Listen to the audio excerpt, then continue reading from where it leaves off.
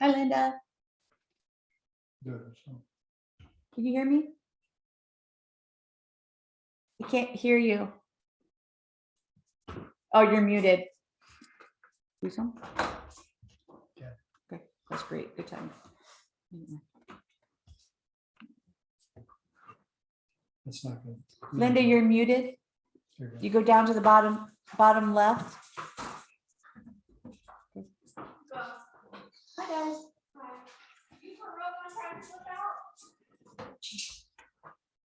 So guess what?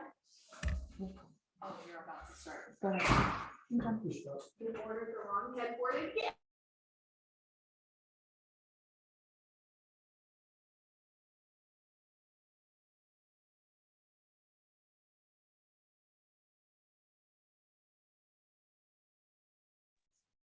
So Linda, press your space bar and talk. Hold it down. Your space bar.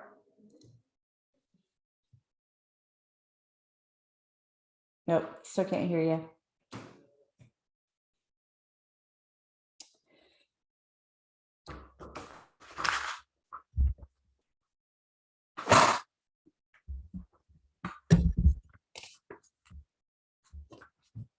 I don't know why you're muted.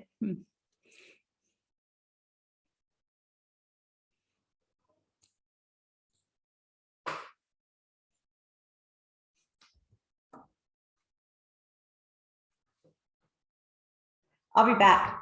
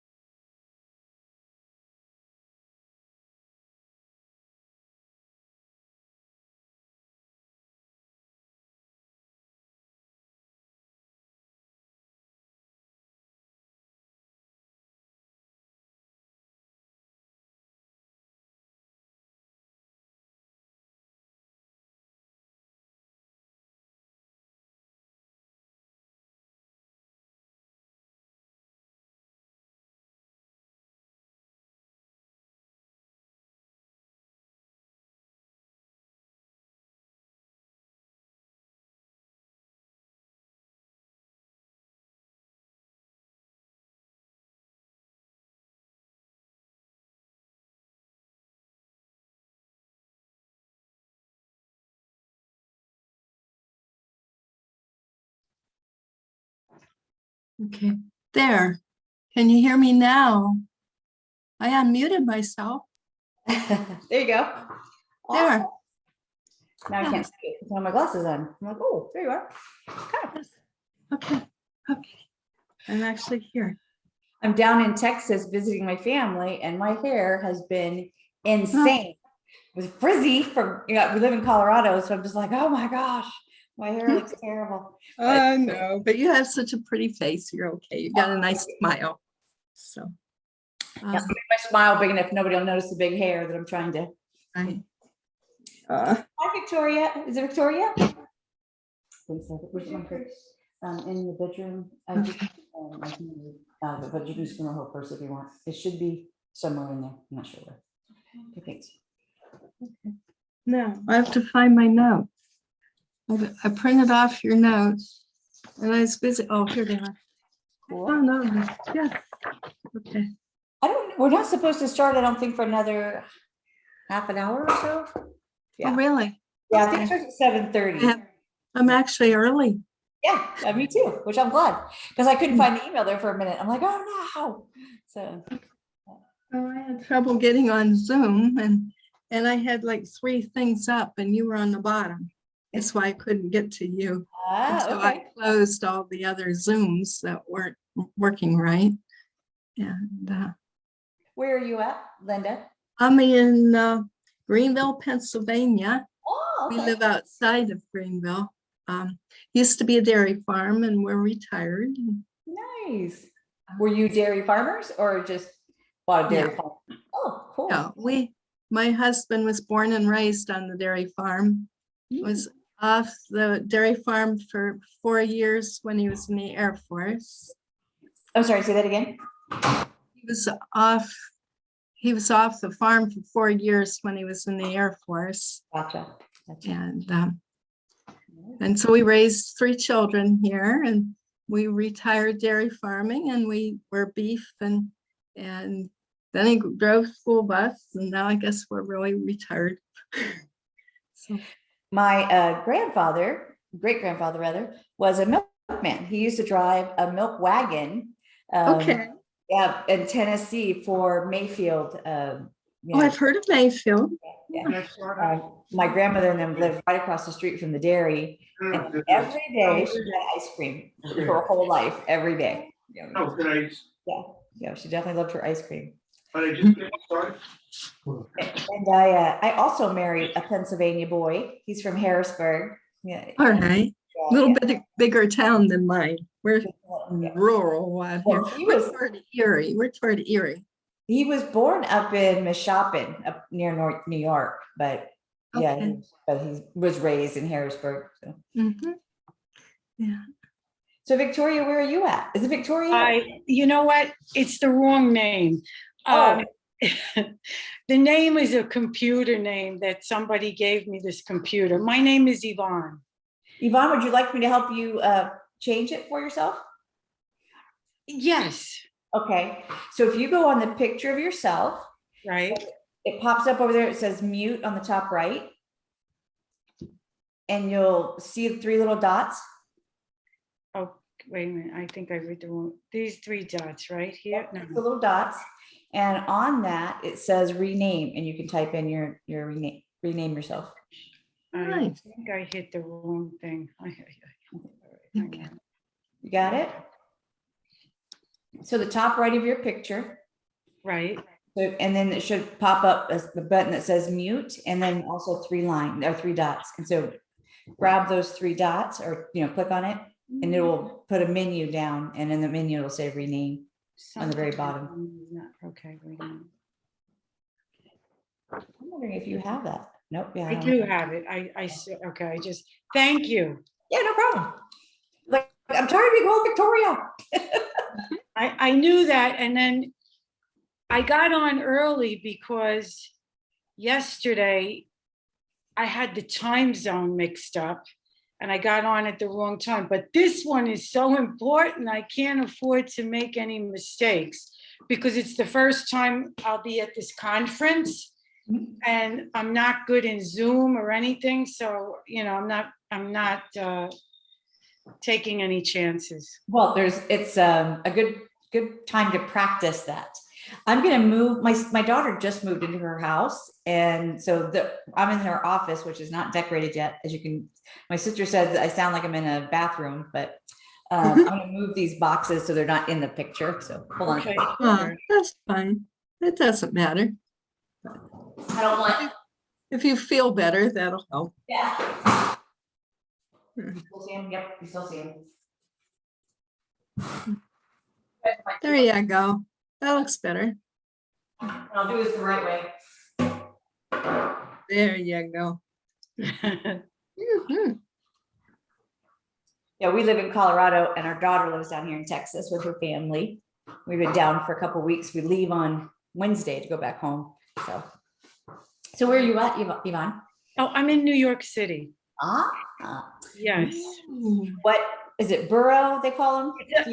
I'm in Queens. It's Long Island City. It's right, if you've ever been to New York, the 59th Street Bridge. I'm in between that and LaGuardia Airport. Okay, all right. Yeah, so it's close. And I used to spend a lot more time doing stuff, and now I don't do much because there's not that much to do. Yeah. It's a very weird thing. So we adopted our son from Queens in Flushing. Oh, wow. Yeah, we got him when he was 3 weeks old. So to us, Queens is, that special place, but I don't really know anything about it. We picked him up. We were gone in an hour. We went up to Mount Kisco. Okay. And stayed there 3 weeks until we got the paperwork that we needed to leave. So yeah, he's Very 27. nice. I've never been to Colorado either. Yeah, it's beautiful. You need to I'm take, sure it's, that's something you could do, especially come out next year if they have the Colorado Christian Writers it would Conference. be lovely to do that, really. It would be Where so they, nice. and where they do it, it is gorgeous. Like, I just can't even tell you how beautiful it is in that area in Estes Park where she does the conference. Oh, wow. Yeah, I look forward to getting a little bit more travel because it's just been now, I don't really, with all of these things that you have to test and I don't like that stress that like you don't really know. And you feel like you're in a cattle prod to begin with at the airport. So it's just sort of like not that interesting. And if I don't have to do it, I'm not doing it for pleasure. But maybe one day we'll go back to something Yeah. that seems more like fun, Yeah. Hold on.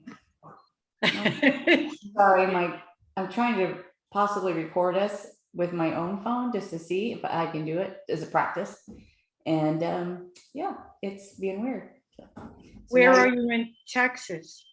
I am in Bernie, just outside of San Antonio. They live in San Antonio now. They are now here in Bernie, so it's gorgeous. It has like a little river through the town. The town Yes. is 1800s, so it's really a neat historic area. But they're in a brand new neighborhood, and so it's kind of cool to be able to be here. And their house is huge. I keep getting lost. Wow.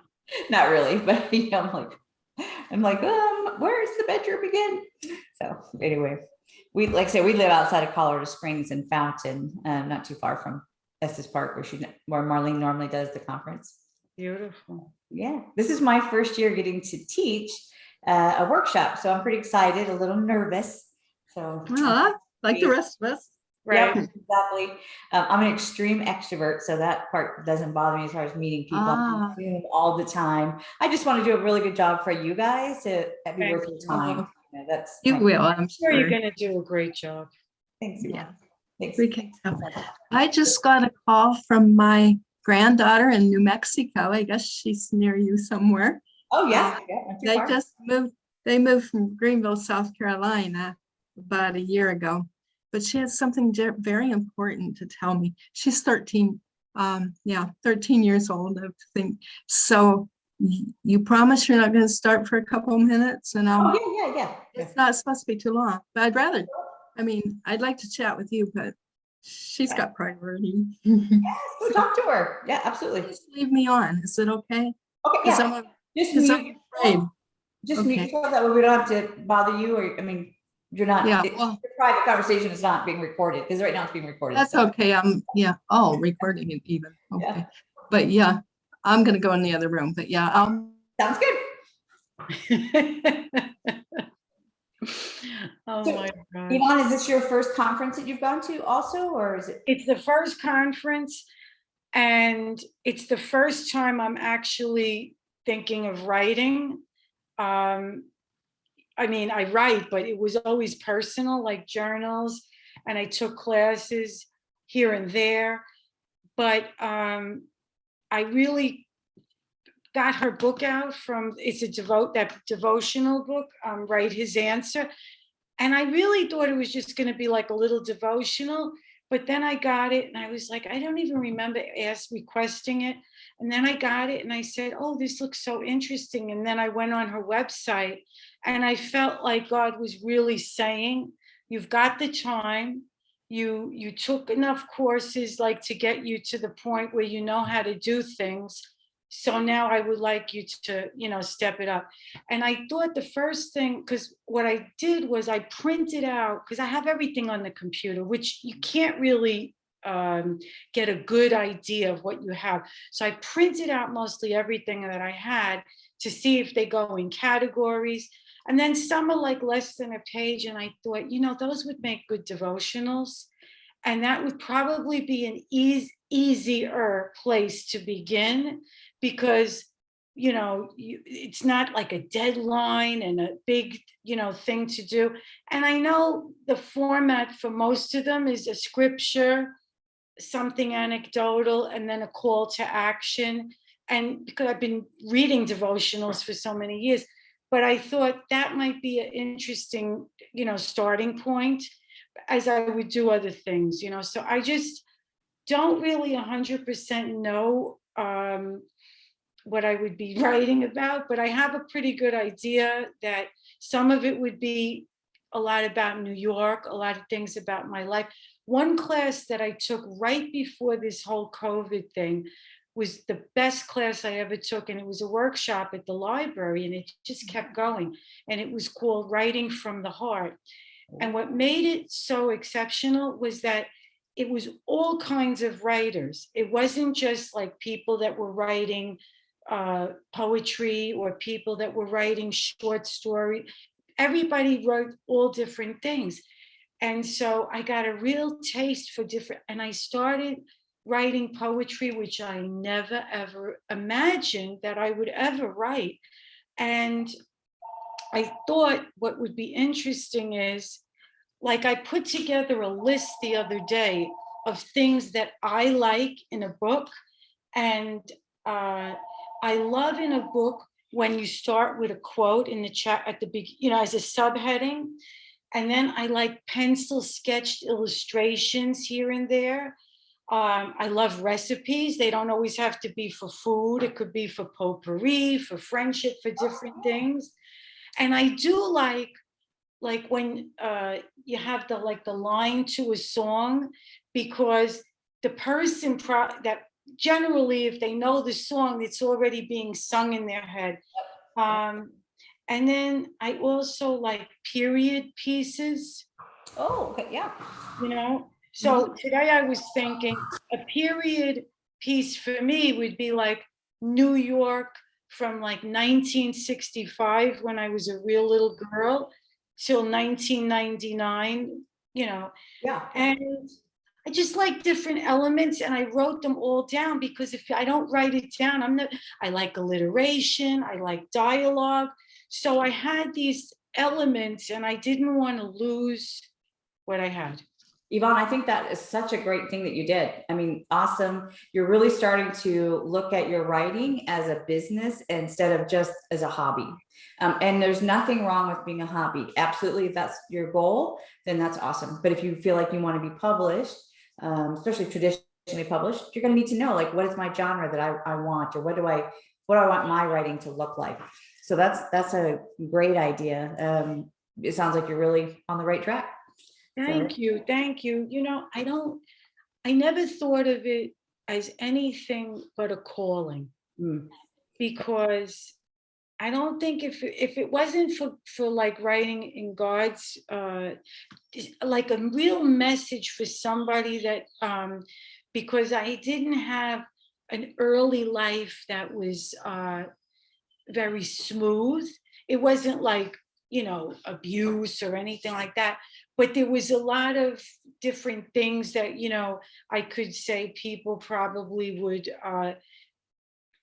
be encouraged, knowing that you can go from being so low and so lost, and God just can turn everything around, Absolutely. And I had like a revelation that I was the only person in my family of, like, especially of my generation of cousins and everything, that went to a Christian school as a child. Oh, wow. And I went to Sunday school and church and vacation Bible school and all that. But my life, everything else was not Christian at all. And so just the other day, I realized that set me up as a real target for the enemy. Yeah. And that is why I was, pulled in a different direction, because the inclination for me was there, because I loved the scripture. I loved I loved a lot of the things.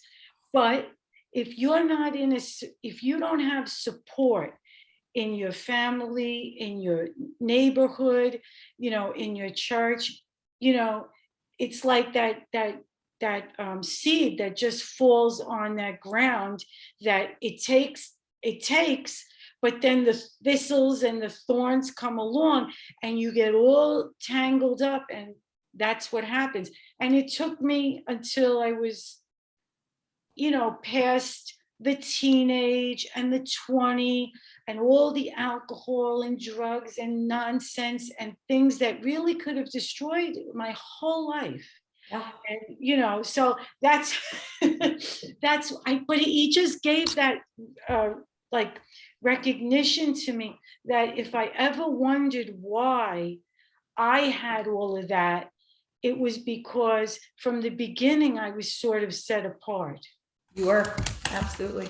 And Yeah, especially if the rest of your family are not believers. I mean, then you're in that, you're a threat, to the evil one, the Satan, He doesn't want one Christian in a family because, oh my, there might be a 2 or 3. Sorry, I'm trying to make this paper go away. no, that's okay.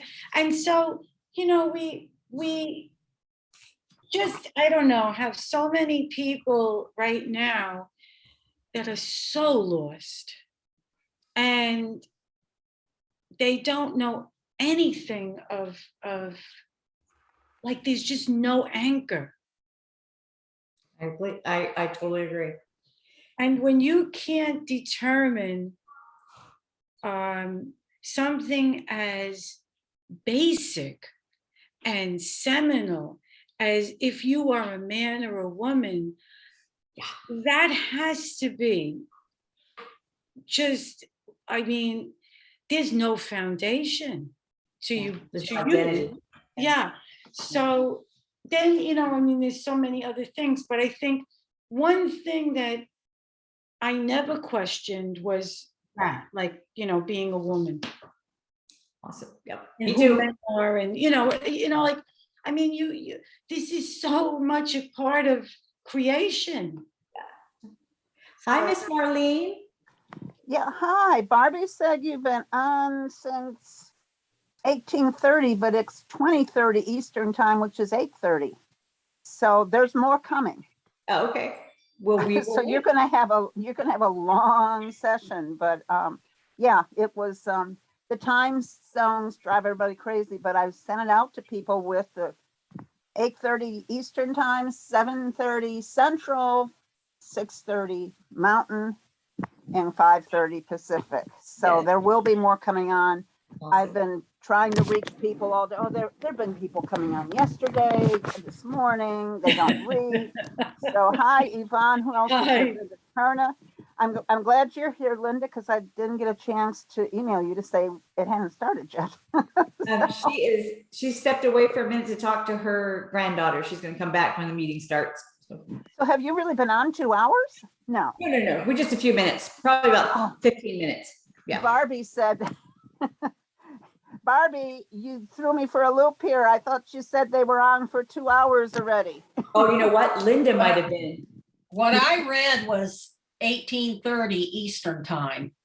I don't know where you read that because it's 2030 on Zoom. It's Okay. 2030 on the registration acknowledgement. I think it's right everywhere. I mean, I've been going nuts with the times. Well, if it's you, I won't say anything. Barb Haley, I want to say hi to you. How are Hey, you? Dee Dee. I'm still in my pajamas, so I'm not getting on. I haven't even taken time to get dressed. Are you here in San Antonio? You're not in San Antonio, are you? Are you close? Uh-huh. Oh, you are? Yeah. I'm in Bernie right now, visiting our daughter. Wow, that's close. Oh, yeah. She just moved to this gorgeous area. We just are in love with Bernie, downtown, and just all the old, buildings and stuff they I have. We walked know. around there. Yeah. Oh, that's cool. Yeah. Enjoy. We'll be back down in October, so maybe you and I can have coffee or something. We're gonna come down That'd the be end of fun. October for about 10 days, I think, something like that. So Wow. Okay. That sounds fun, honey. yeah. My Oh, husband is good. fully retired, so we just take my writing and speaking and go to different places. So yeah, How fun. it Well, is listen, hard fancy because free, yeah. I do have this whole setup at home. My lighting's just right. I have a big desktop that I use, and to use my laptop, I mean, it's not the worst case or problem, whatever, but it's just uncomfortable for me because I haven't really worked with it as much, so Well, your Before- lighting is great, Dee Dee. right now it is. So when the sun starts to go down, you might see some shadows, but Before my husband died, he was just a couple years from retirement, and he wanted to get a mobile home and just travel. And we'd gone and looked at him, and he said, well, let's just sell our house.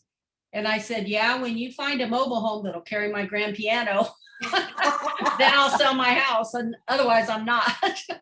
I'll tell you, there's some that I think probably could. There's So so that's true. We'd have to sell the house to be able to afford it. we Of have an course, now old- with the gas, who wants to drive one of those things anywhere? I mean, Right. we flew down this time from Colorado to here.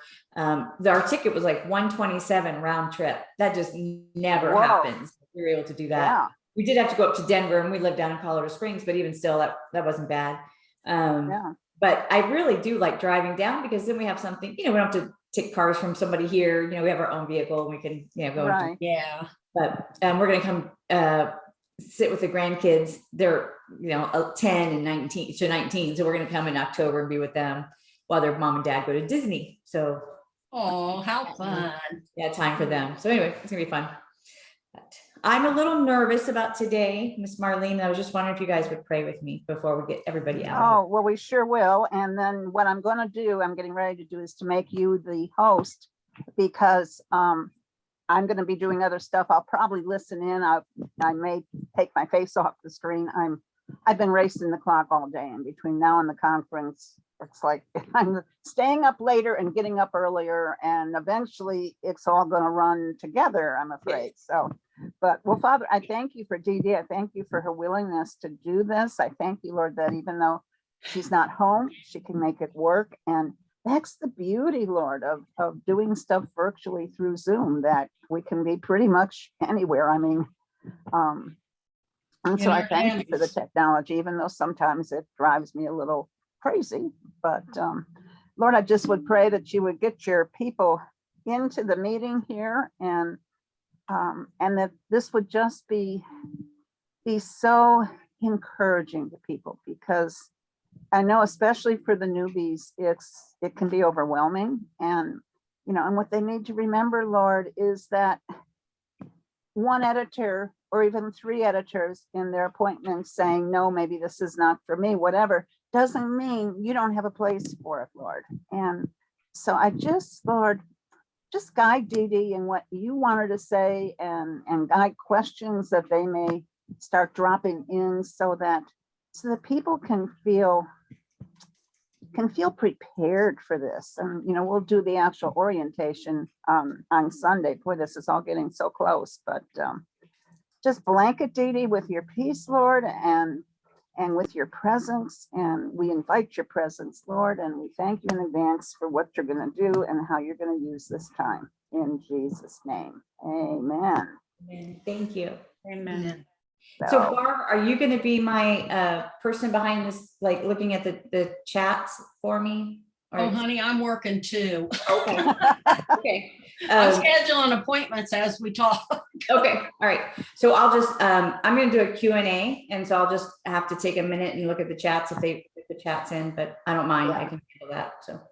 And I was going to tell you something. I will stay on for the first 10 or minutes or so, because what happened last night in the hour of encouragement, people were checking in late, and I had forgot. Well, I think we're okay this time. I had forgot to take off the waiting room last night. I think it's off for this. I hope, because I haven't seen anybody, so far that is, have said, let me in. So, but I will stick around for a few minutes, and I will actually be here. I'll be listening in, but Okay. same as Barbie, I will be using my second screen and working.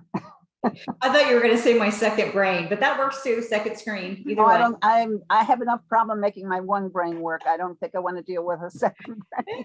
Although I probably need one at this point.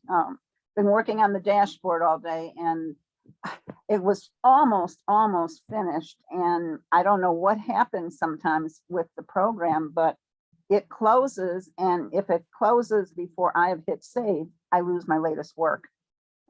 And Oh. last night it happened 4 times, and I lost like a whole day worth of stuff. And when you see how involved this agenda is on the dashboard, because we've got to put all the sessions and the room numbers, and it's So you don't want to lose stuff that you put in. And I've got about 10 spreadsheets open at this point. Emmy, would you quit licking me? You just drank water and your face is all wet. My Labradoodle, Barbie knows this, is driving us crazy. We took her to the vet on Saturday, and because she's been acting very, very strange, she is having a pseudo pregnancy. Oh, wow. Oh, And yeah, she's got milk. They did an ultrasound, no babies. I mean, it's been 4 months since she's been in heat. So, I mean, you know, I know she's not pregnant, but she thinks she is. she's gonna be disappointed. My mom still thinks she's in menopause and she's almost 80. I'm like, I don't think you're still in menopause.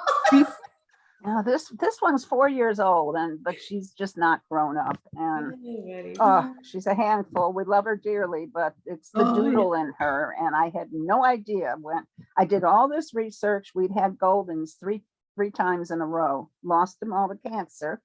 And Oh. so we just, you know, my husband had said no more dogs. I said no more Goldens. And so we ended up with the Labradoodle because they don't shed, which is another plus.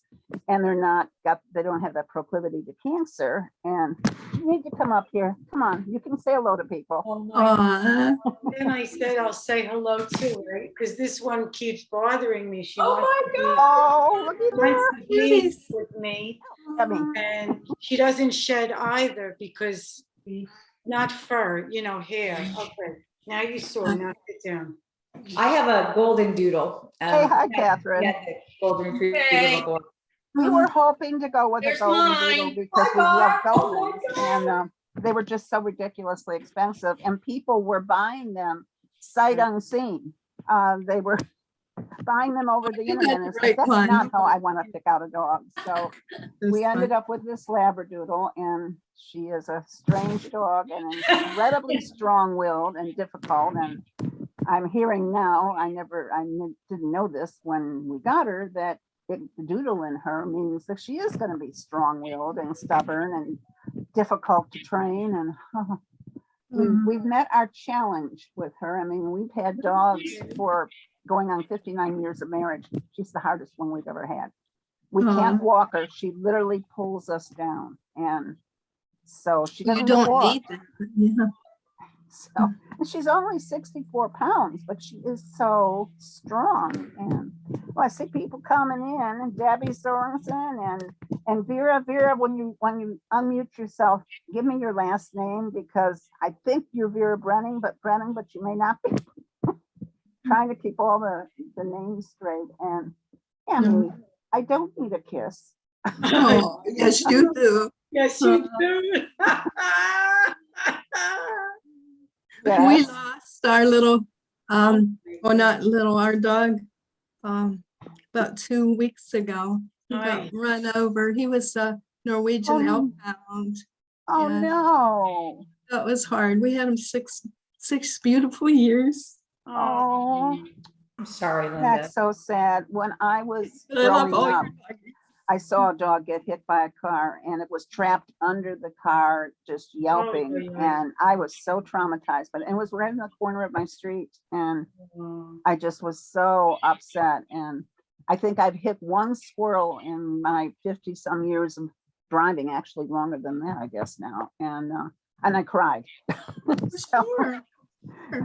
one of the girls in my critique group hits frogs, and we really laugh about it because she's got a frog in the story that she's writing.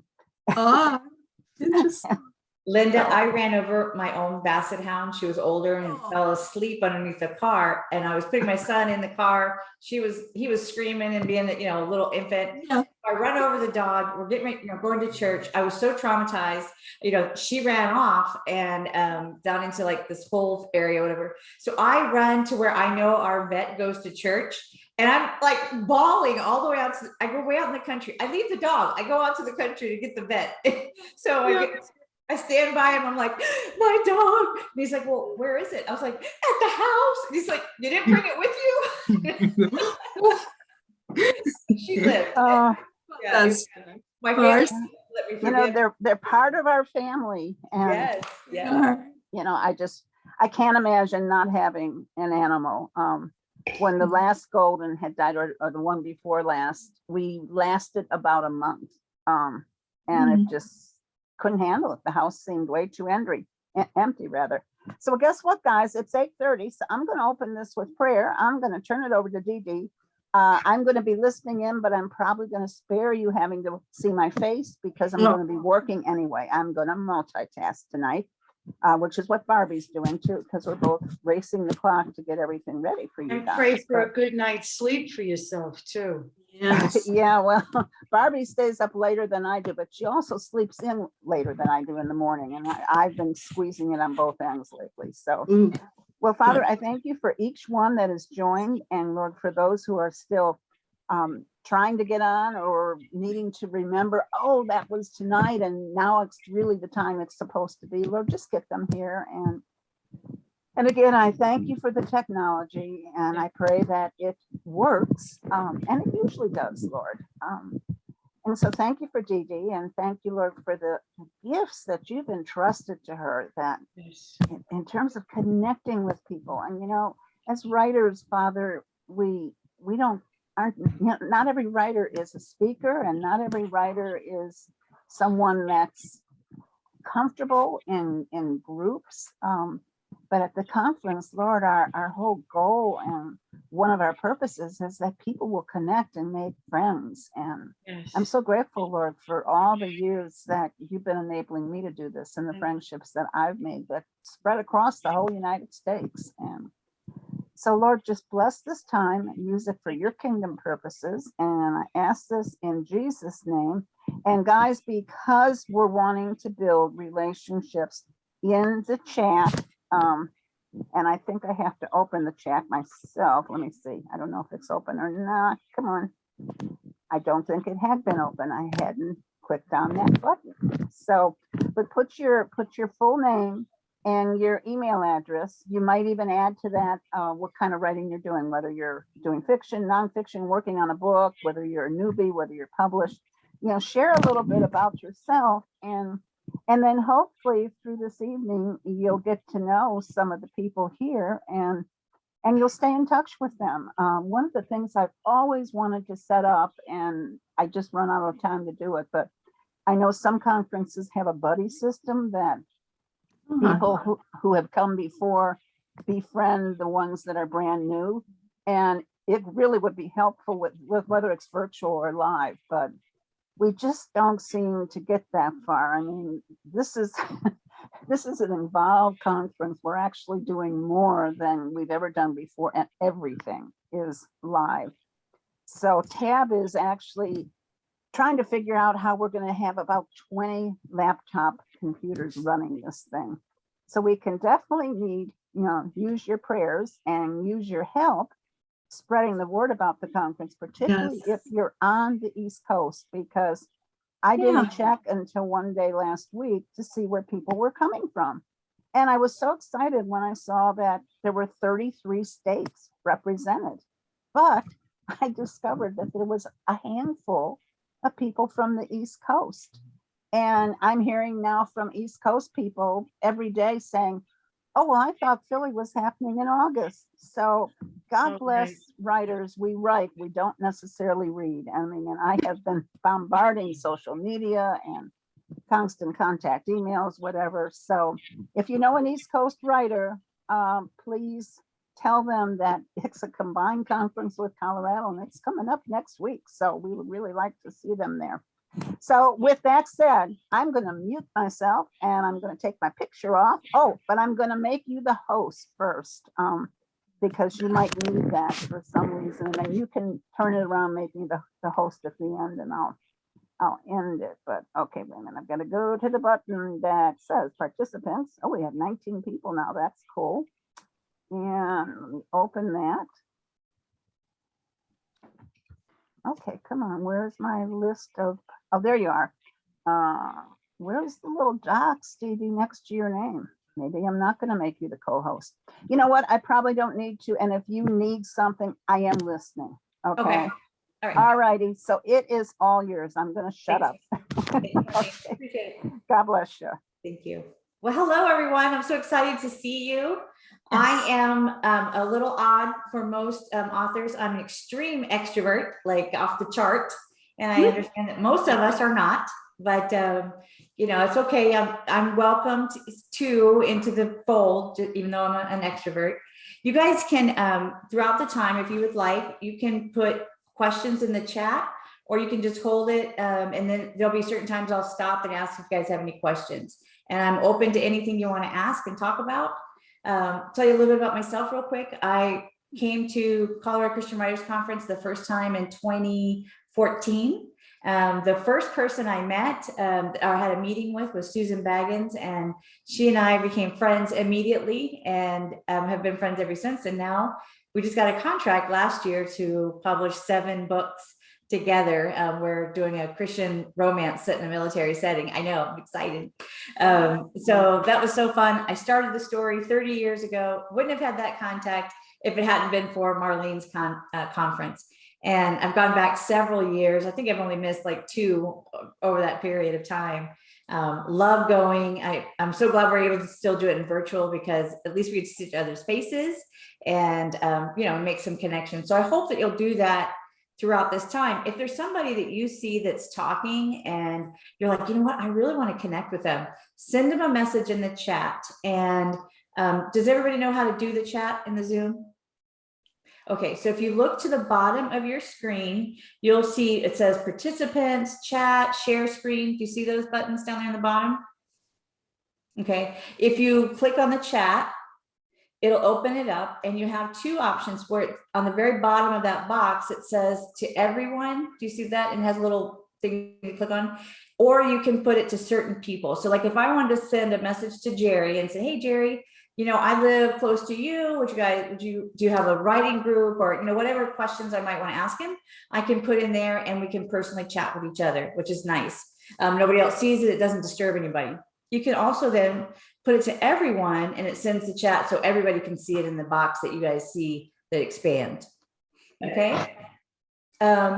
If it's over on the side, depending on what you have set up on your Zoom, sometimes it pops over on the side in a long strip, and it says pop out or close. If you push close, it just closes that box up for you, so you don't have to worry about it disturbing you. Another thing, just kind of give you a little Zoom information. Up at the top on the right, it says the time, how long we've been on, but it also says view, and it has like 9 little dots on it. If you click on it, you can see speaker gallery. So if you click on speaker, only the person that is speaking shows up big, and everybody else is in little bitty boxes. If you do gallery, it shows everybody that's on there up to 1, 2, 3, 4. I think it's 16 people on a page. Well, it depends, I guess, on your screen, but I think it's like 16 people. If there's more, like say there's 40 people in it, you'll see an arrow to the right, and it'll go to like the next page. It's kind of like, you know, swipe over, and it'll have whoever else is in there. So you'll get more used to it. At the end of the conference, you'll be Zoom pros, but so that's that.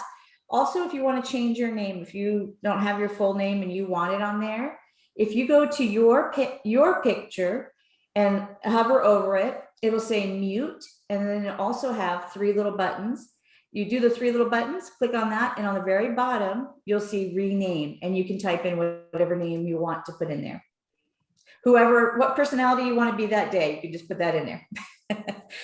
What's nice about putting your real name in there is that we know who you are then. And like some people put nicknames or whatever, but it's nice to know if I'm trying to find you, I could find you by your name on there. One more thing on the chat, if you go down to the chat box, you will see where it says to everyone. Click on the chat box and see where it says everyone. If you go to the right, there's like a little page, a smiley face, and then there's 3 dots. It says more. If you click on it, it should come up and say save chat. If you save the chat, everything that's been chatted in that box, except for the one-on-one stuff, the personal stuff, unless it's your personal stuff, will show up on your, after the meeting is closed out, it'll show up in on your computer. So as a chat from Zoom, I'm not sure where it shows up exactly, but you'll just search for Zoom on there and you'll find it, or chat. So yeah, so that's my beginning. So I work for Cross River Media Publishing. I also met my boss, Tamara Clymer, at the conference. I was not an author. I didn't have any history in the publishing world, but I knew that I really enjoyed talking to Tamara. So I asked her if there was some way we could work together, and I wound up coming on staff as her connections person for her author. So my title is Author Relations Coordinator. I like to call myself the writer wrangler because I wrangle the writers, and I live in the the West, so I think that's appropriate. It's so funny for you guys to be so quiet. Did everybody get a chance to get the notes that I put out for you? Yes, yes. Okay, good, perfect. You can unmute yourselves. We can talk to each other. I don't mind right now. It's fine. Do you know how to unmute yourself, everybody? Yes. I don't know. Am I unmuted? Am You're I? unmuted. Okay. So on the top right, again, where we're going to go to the chat. If you go up to your picture, go up to the top right, and you can just push the button to mute or unmute. The person who is the host also has an opportunity. They can mute everybody at the same time. One of the things to know during the conference, when you are on Zoom, if you're not talking or if you're not having conversation, it's kind of polite to mute yourself. So that if your dog barks or your doorbell rings or whatever, that's not being recorded or not annoying someone. People forget and they'll have a conversation on the phone or whatever, and you're like, but we can hear you, and so it disturbs the meeting. So just something to know, just to do that. Where are the notes you talked about? What's that? Where are the notes you talked about? So if you go down to the bottom, you'll see it says participants and it says chat. Click on that, and then if you want to save the notes, you go over to the right, and there's 3 little dots kind of towards the bottom of the box, and you click on it and it says save chat, and you just click on save chat. I think he meant the handouts. Yeah. Oh, I'm sorry, the handouts. They are in the email that Marlene sent out. There was a link to it. Let me see if, hey, Barb, can you put that in the chat for us? Yeah, I was just looking for unmute, so I could tell you I would. Okay, all right, Okay. Thank you, appreciate it. So Barbara put that in there. You'll have them that way, you'll have them for later. So anyway, I live in Colorado Springs. I'm down here in Texas right now and visiting my grandbabies, having a good time. Tell me, let's go through and just say if this is your first time writing, and how do you feel about this virtual conference that you're going to? We'll start with Linda. Hi, my name's Linda Turner. The first time I came was last year. I've never been able to swing the money to go to Colorado or to Philadelphia. I've published a couple personal experience articles in a Baptist magazine. I've had a few poems. And I'm working on an article that I'm trying to get to Clubhouse. And it's one that Marlene heard the beginning of last year about a gypsy girl that was in my 4th grade or my 4th grade class at school years ago and was bullied. Oh. So that's where I am right now. Well, thank you, Linda. Thanks for sharing with us. Okay, Yvonne, you're next. I know you're in Queens. I love her accent. I'm in Queens, New York, and it's the first time for the conference. And like I told you before, I just requested a book from the library, the Write His Answer. Not this one. This is the 3rd edition. I bought this, but I got it from the library and it just sparked something. And then I somehow contacted Marlene and she said the conference was coming up and everything just happened 1, 2, 3, and I'm thrilled. Nice. Yeah. Thank you. Thanks. Yes, How about you, good to Tori? have you. Tori, you're next on my screen. I'm from Southern Illinois. This is my 2nd conference. I attended the Colorado conference 7 years ago. Oh, So wow. it's been a little while. And this is the first one virtually. Oh, cool. But being virtual means I can attend instead of having to try to make it out to Colorado. So. Yeah, definitely. Well, thanks. How about you, Miss Catherine Jacobs? By the way, your quilt is amazing behind you. Oh, you're muted. Can you unmute yourself? Yeah, I got it. Quilts made by a woman in my church that my mother passed last year, and those are all strips from her shirts that she wore over the years. And this woman gave it to me a couple weeks ago after my mom passed. It was like the anniversary a year later. So this is my studio. I'm an author illustrator, and I'm writing children's books, and I've had one article published and 30 illustrations in Time of Singing Journal. Oh, And yeah.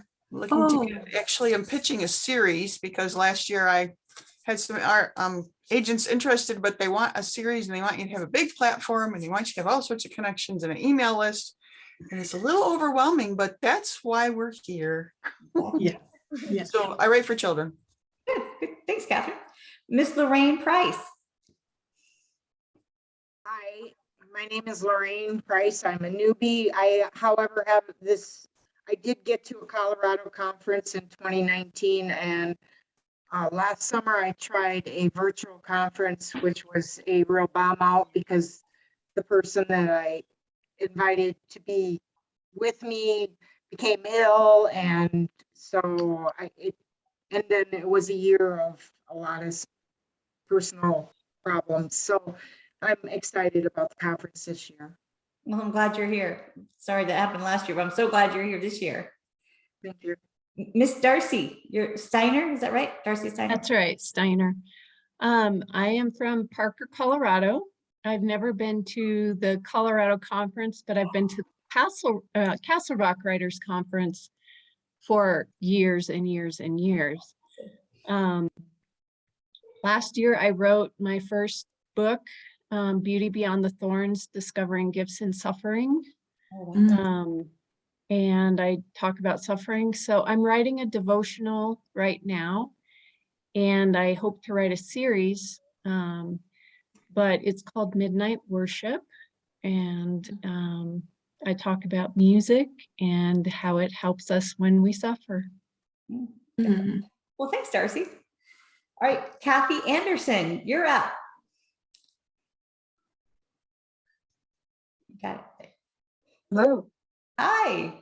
Hi.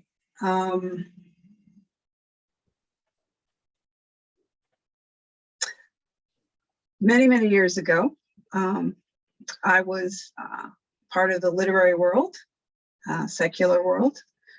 I didn't grow up in the church, and I got saved and kind of misunderstood things and left the world about 30 years ago. I'm a published poet. I was a co-founder of a literary journal. I have, as I said, in various places, but so this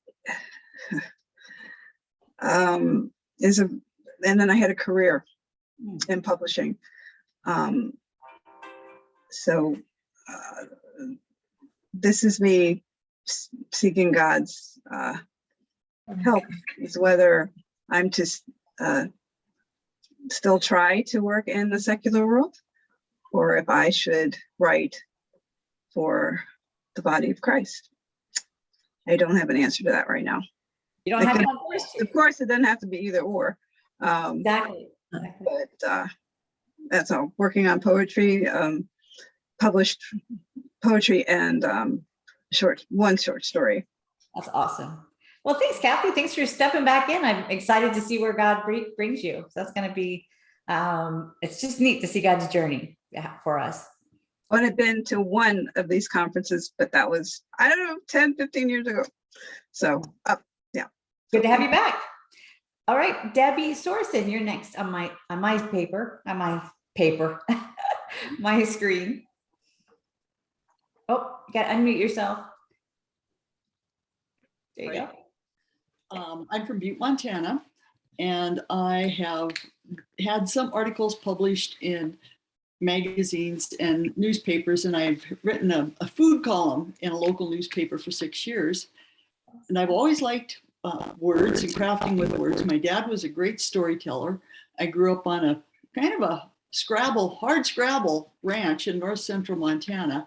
So come from a little bit of a different perspective, and I'm trying to get myself into the whole digital world. It's It's really scary to me sometimes, but I am working on a children's book, targeting boys age 12.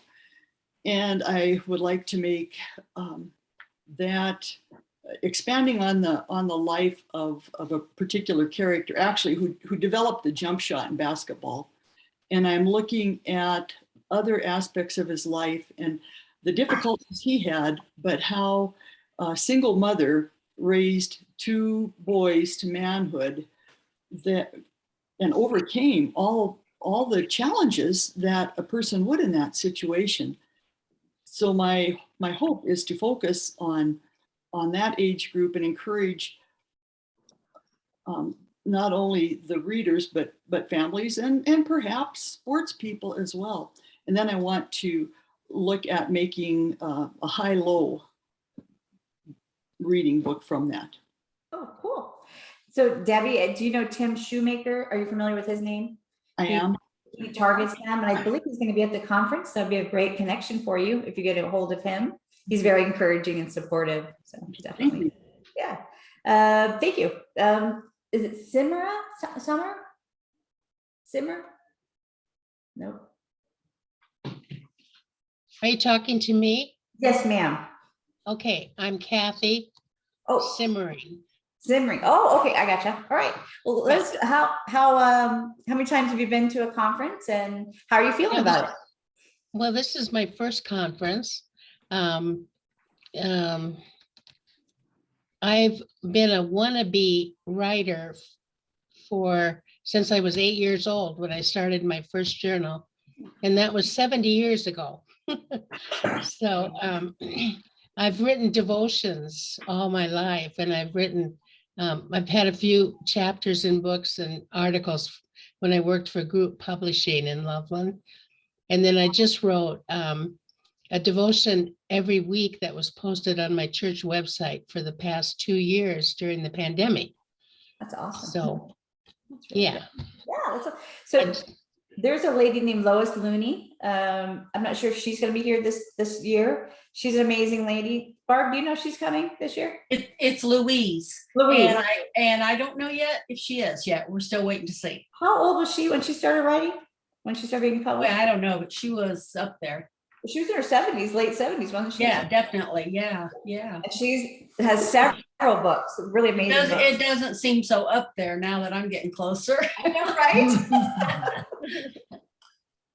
So, well, I'm glad you're here, Kathy. That's awesome. So, Jerry, is this your first, or have you been to other conferences here in Colorado? This is the absolute first conference. I've never published anything. I finished a book in December after working on it 5 years.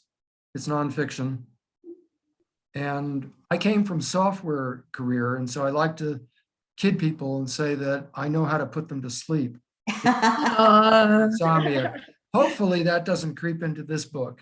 I'm sure it won't. I'm intimidated by all of this stuff involving publishing and trying to learn about it. Do you know, I want to address that. I'm glad you said that. It is intimidating, but it doesn't have to be. First of all, you guys are in the safest place to be to learn about the business of writing, whether it's a calling or a hobby or a mission or a ministry, or if it's just strictly a business that you want to support your family with. This is the place that you can be safe. You know, it's just a beautiful place to be because they're so encouraging. I just have not met one publisher, agent, anybody that is not encouraging. Now, they may not like what you're writing or think that you may need some, more work, but that's not them being discouraging. That's just them saying, hey, here's something else that will help you, and as far as like the social media, the platforms, all that stuff, it's one day at a time. It's one task at a time that what you have to do. It's like any other job. But unfortunately, our situation here is that we have 3 days or whatever to throw it all into you, and so it seems like you're just really being overwhelmed with it. But if you were to start a job someplace, they would teach you these things, how they run their activities, how they do their social media, or whatever it is that they do, the culture there. And that's what we're going to teach you guys over the next few days during the conference. But what's really nice about the digital version, this virtual, is that you'll have 3 months to go back and watch these different videos, and the classes that you didn't get to, you can watch the other ones. So that's really nice. And so I just really encourage you and thank you for being here. You're brave to step out. I know it's scary, that first one, but we're pretty nice. We don't bite typically. We get a little snarky sometimes. We're hungry, but that's it. No, I'm just kidding. But thanks for being here, Jerry. Julie Smith. I was a Smith girl for 19 years. Been a while, but Am I unmuted? yes, you are. Yep. Okay. All right. This is my second virtual conference, but it's still intimidating, very much so. And I have published 10 devotions within a book, and I'm writing, well, it is fiction based on true life, our family's true life experience. And I decided to make it fiction because to protect my family. And also I'm using like short vignettes and poems and within the chronological story. And it definitely has some fictional parts. So that's awesome. what I'm doing. Yeah, definitely. That's a way to do a memoir of sorts. By making it a fictional story. They sell better, as a fiction than memoirs, unless you're somebody really super famous. But memoirs are nice to be able to change Which it. I am not. Yeah. And then you protect that, those other people in your life. So that's awesome to do that. Thanks for being here. Mindy, you're next. I'm Mindy Armoni and I live in Texas, and this is my second virtual, but my third conference, but my first one was many years ago, and I had to step away from writing for a while. I really like fiction a lot, but I'm also looking into some other areas, and my dog has decided to talk with me. She was very quiet until I started talking. But I'm still learning a lot. I have a lot to learn, especially on the whole marketing aspect of everything. It's trying to grow a business bone. Yeah, and that's fine. You just have to start from the beginning and know you're not gonna get everything done right the first time. You'll look back later and be like, oh, I can't believe I posted that. But it's okay. You got to start somewhere. You start doing the social media, the marketing, and all that you need to do. But one day at a time, one task at a time. I used to have a pastor that said this several times, and it's stuck in my head. How does an ant eat an elephant? One bite at a time. So the same thing with us. We're just little ants on that marketing. So you'll be fine. You'll get it. Thanks for being here, Esther. Esther Bandy. Thank you. When I was in second grade, I wanted to write, but they asked, what do you want to be when you grow up? And I wanted to be a nurse, a missionary, a teacher, or a writer, and I couldn't decide which one. So over the years, the Lord has allowed me to be a nurse, a missionary, a CEF director, and a Spanish teacher. But in 1995, I became disabled and mostly homebound. So after that, I bought Marlene's book, Write His Answer, and I started trying to learn about writing. So over the years, I've sent a lot of things off and gotten many rejections, but I've continued to write. And in 2005, I began my first novel after my father's death, and it was about children grieving over I was an adult, but I knew children who had lost a dad. Yeah. So I began writing that. But over the years since then, we sold the house, moved to another state, bought a house. My husband went through cancer.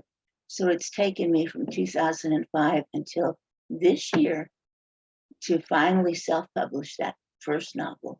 That's awesome. I've been published in a couple of anthologies, and I've written some devotionals, but I still have so much to learn. I've not been able to attend any physical conferences because I'm mostly homebound. Yeah. But I'm so thankful that last year I got to attend this conference. Awesome. And it was such a blessing. I still have so much to learn. And I really think that since 2020, the pandemic, that I think we're going to see that it continues to be, I don't know the future of this conference necessarily, but I think you'll have a lot of opportunities to join writers groups and critique groups online. So your world just really opened up, even though, it was a pandemic. So it's awesome that we get to do that all over the nation, all over the world, really.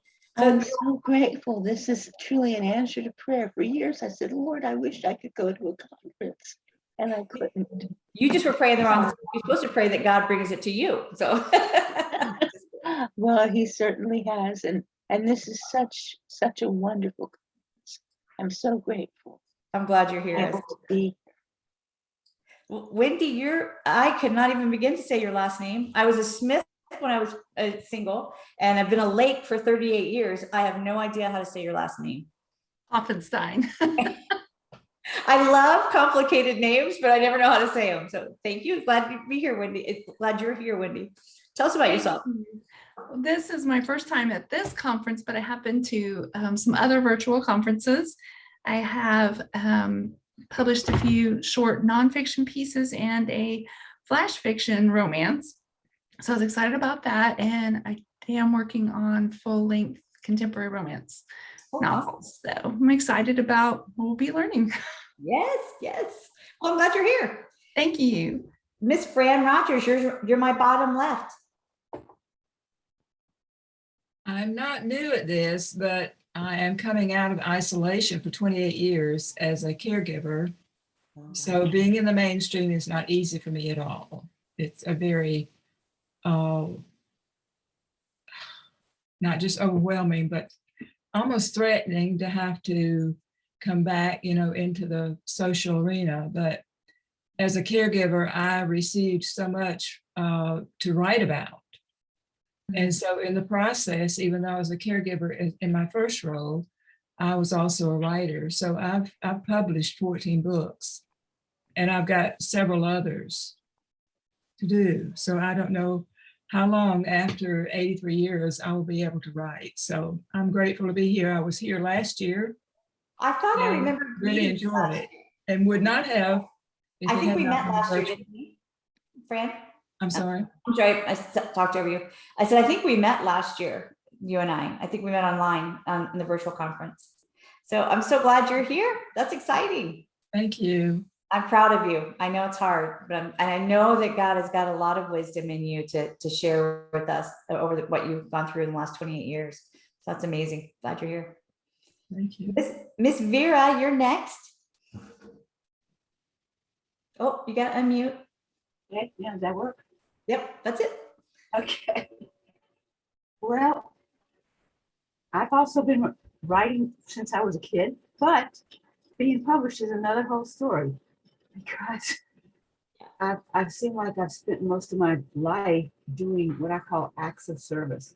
But also at the same time, I've always been involved with kids younger than myself, or people younger than myself.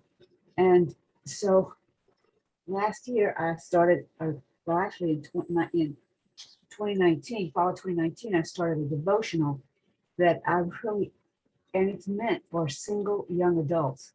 And I don't know if it's going to ever be, I believe it's going to be published, because I was reading somewhere about the fact that it's the reader that counts. It's not you, your platform, or your fame. It's who this is meant for, who God wants to hear what you've got to say. That's right. And because I have dealt it seems like forever, I've always been involved with young adults in somewhat form or fashion. That, anyway, we'll see what happens. Awesome.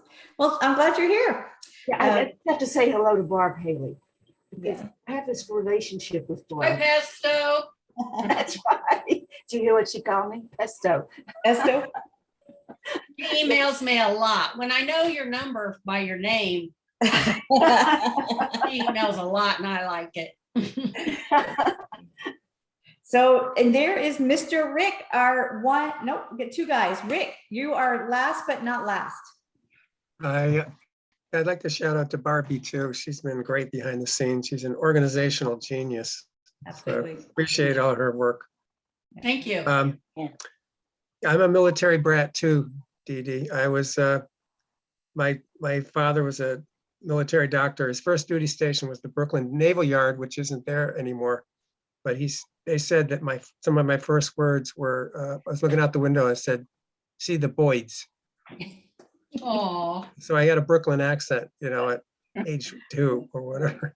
Funny. And I was in the military and had 4 duty stations. So I've got 5 duty stations under my belt compared to your 50. Yeah. But whatever. Yeah. So I've written, had 3 devotionals published, and I self-published a novel. Awesome. And I'd written a second novel. It was a sequel, but now I'm thinking about a 4-part series. But when I submitted the second one to be edited, I said, well, why don't you take a look at the first one too? So nice. She kind of my editor ripped that one apart. So I'm planning to re-release the first one and then look at releasing the second one. That's awesome.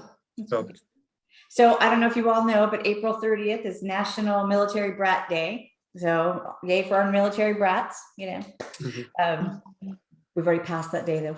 Well, you guys, thank you for introducing yourselves. I feel like I know more about you, of course, getting to hear a little of your stories. So let's get started about the conference. The first thing I want you to do, if you're going to be taking notes, is to write the letter B and then the letter U. And I'll talk to you about that later, but I want you to write it down on the top of your paper as big as you can. It's going to be kind of something that I want you to take away. Wait a minute. V is in Victor or B? No, B is in like boy.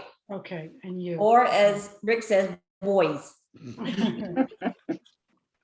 is the letter U, boy uniform. Okay, so moving on, it says I talk about that writing is an individual solitary pursuit, but the connections help us when we get the words out into the world, right? God's given us those words. Our first connection has to be with God.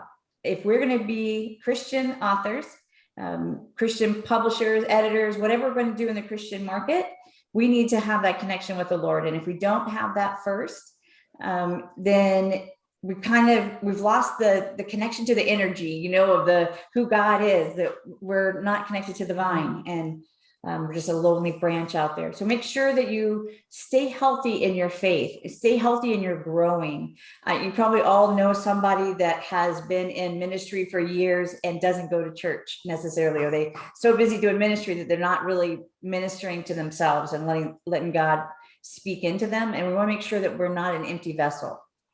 That's for sure. You want to make sure that you pray, being in the Word. These are some of the first little notes in there. Fellowship with the believers. When we're around like people, it encourages us and we all rise above. It's something to know that, like, I know myself, every time I come back from one of the conferences, being with other Christian writers, I'm just like so pumped. It is hard to sleep for the next week afterwards. I'm just so excited. And don't forget to serve. Part of our serving is our writing. But we want to make sure that we're in the world serving someplace, because that keeps you healthy and balanced. And that's one of the things that you want to make sure you're doing. And don't forget to give, and definitely don't be afraid to receive. That's just some things as a writer that you need to know. Sometimes we can get in our little cabin, our little closet, whatever it is that we're writing in, and forget that there's a world outside of us. And so as people, we need to stay connected with other people. And we also need to be willing to let them give up to us and to receive it. And so that's something to know. Whether you're an introvert or an extrovert or somewhere in between, learning how to establish relationships is vital, both in person and at conferences and online. Just now, we all kind of got a taste of each other's personalities by listening to each other. We kind of know where you're from a little bit. We've connected with you some, and we hear your story, so it's important to continue to do that. My second thing I want to talk about is your writing is your calling. You're doing this for more than yourself. It's not just you. You are writing for that reader. Somebody said that, I can't remember who said it, but to remember there's a reader on the other side of what you're writing, and that's who you're ministering to. So you've got a picture in your mind who you're being called to write to. 1 Peter 5:2 says in the NIV, it's a great verse to remind us, be shepherds of God's flock that is under your care, watching over them, not because you must, but because you are willing, as God wants you to be not pursuing dishonest gain, but eager to serve. And this is our way of serving, is by writing. Hi, Patty, welcome. So that's something to remember. This is your call. And you don't have to apologize for it. You're called to write. Be bold in that. I want to encourage you, whether you're a published author or not yet published author, you are an author. God has called you to that, whatever that looks like. If it's in the screenwriting, if it's a poetry, if it's music, if it's, a hobby, a journal, whatever it is, God's called you and he's given you those words. And so honor that and be proud of it, not in a sense of pride, like that's sinful, but just be like, walk in that truth that that's who you are. And it's okay to say to somebody you meet, I'm an author. Okay. You are what you tell people you are. They don't know that you're not, or they don't know what level you are, and they don't care. They just want to know, oh, you write. What do you write is what they'll ask you. Right. And so it's okay for you as a newbie, as a person who's been around for a while, to say, I've been called to write. God has this in me as a mission for me. I want to remind you that a pastor or a Sunday school teacher, an elder, they never say, well, I'm kind of, sort of, maybe the pastor. If they do, you're probably going to fire him. He doesn't know he's the pastor, right? He never apologizes for that, or she never apologizes for that. She just is who she is. And you are writers. So you can write that on your notes. I am a writer. I'm an author. You can do that. And that's something to walk in, that's how God has created you to be. Not everybody gets to do this. You know that? Not everybody has the words that you have. So it's encouraging to know that God put those in you and he has a purpose for you to have those words, not for you to keep them to yourself, but to give them to your reader. In Esther 4:14, it says, for if you remain silent at this time, relief and deliverance for the Jews will arise from another place. But you and your father's family will perish. And who knows, but that you have come to your royal position for such a time as this. My question to you is this your time? Is this your time to write? Is God called you out? I mean, here's Fran. She's older in her, experience in life, but she's new. This whole writing for her and stepping out is an amazing thing, and I'm so proud of her because she's doing exactly what God has called her to do today. He didn't call her to write and go to the thing at 28 years ago. He said, today, this is what I want for you. So walk in that. Just ask yourself, is this my time to step out? And I would say yes, because you're here. If you weren't here, you weren't spending the time to be like, nope, it's probably not you. But it may be that you're coming with that question. Am I supposed to be an author? Like Kathy was saying, am I supposed to come back out into the publishing world? Or is this, this is not where I'm supposed to be. So it's okay to ask the questions. And it's also okay to walk in and say, I'm an author. So when you come into these Zoom meetings, when you come into the virtual or live events, walk in knowing, you know what, your head up, because that's where God wants you to be. Is your head up proud that you are an author? Am I talking too fast? I get excited and I start talking really fast. Okay. Tell me to slow down, like, go, woo, whatever, if you need me to. So the literary business is a relational business. And we're going to talk about creating relationships.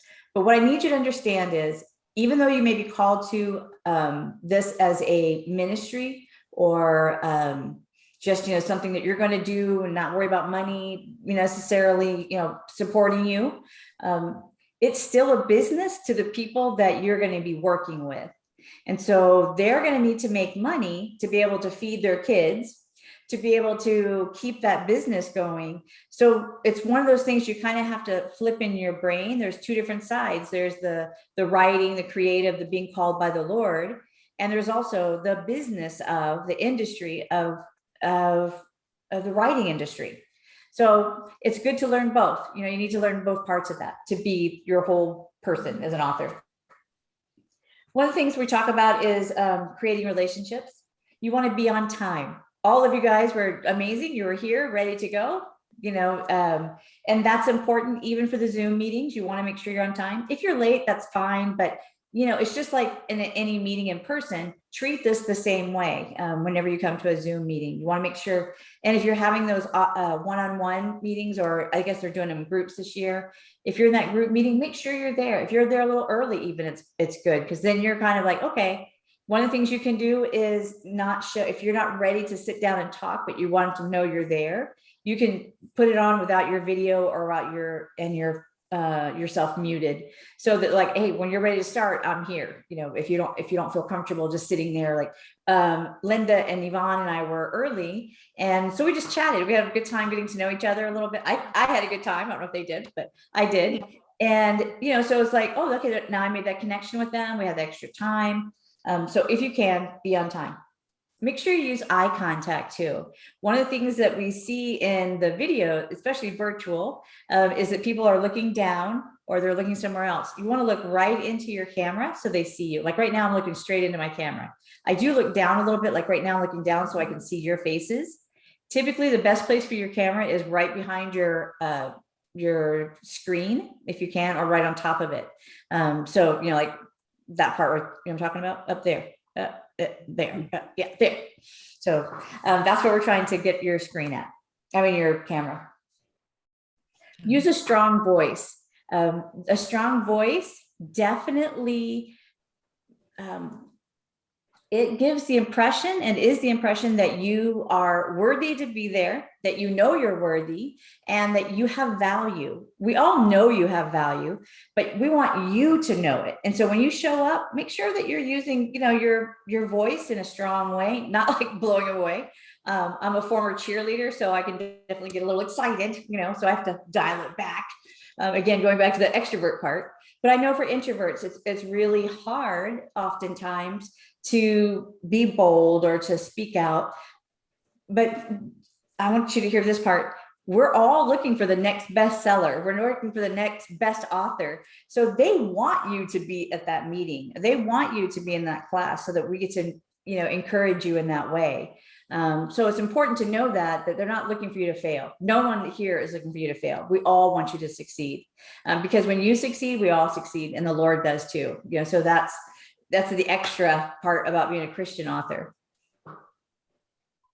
You want to be well-groomed when you are when you're meeting somebody. It's usually a business casual. Now a lot of these things I'm telling you are more of course for when you're in live together, but even virtually, you can still, I may have pajamas on at the bottom, you don't know. I don't, but you could. But you want to try to make sure you look your best, because you're making your first impressions there. Make sure the stuff behind you isn't some kind of weird thing sticking out of your head or, whatever. Look into your screen and say, okay, I see what behind me. What does it look like? Also, you want to sit on your in virtually. Tori, you're doing amazing where you're at. You probably could go down just a little bit. So there's some space above your head, but your face is kind of in the middle of your screen. Does that make sure? Everybody's doing a great job. Yep, Rick, you just moved yours. That's good. So if you can do that, either move the screen closer or further away than the camera, so that's an impression that we make, right? We make that impression virtually. If you're in person, make sure that you're doing that eye contact. Make sure you're well-groomed. And I don't mean like you've got to dress to the nines or whatever, but, have your hair brushed, those kind of things that, like I wear glasses to read, but I wear these glasses when I'm doing the virtual, because my regular glasses make it so you can't see my eyes hardly at all because they're rimmed, have a color to them. And so I just bought these, readers that I use, cheap little things so that you don't really see my glasses. You can see my face instead. Same thing, Tori, you've got those kind of glasses where you can see through. That's great. So is Darcy's. So that's just something that I've thought of, that I do. Again, you don't have to do anything that I say, but these are just some ideas. I just want you to have that for you. Another thing is you want to be organized. When you go to your appointments, when you're live, in person, I've seen people carrying like everything they brought to the conference with them. And it's awkward because you've got to try and take care of everything. And really you just want to have a couple of things with you if possible, because again, it's a more professional look. It's more, I've got going on what I want to talk to that person about. I know, here's my notes. I'm going to, say to them, we'll talk more about notes in a minute, but just try to carry as little as you can, but still carrying what you need, if that makes sense. So let's go down to scheduling the appointment.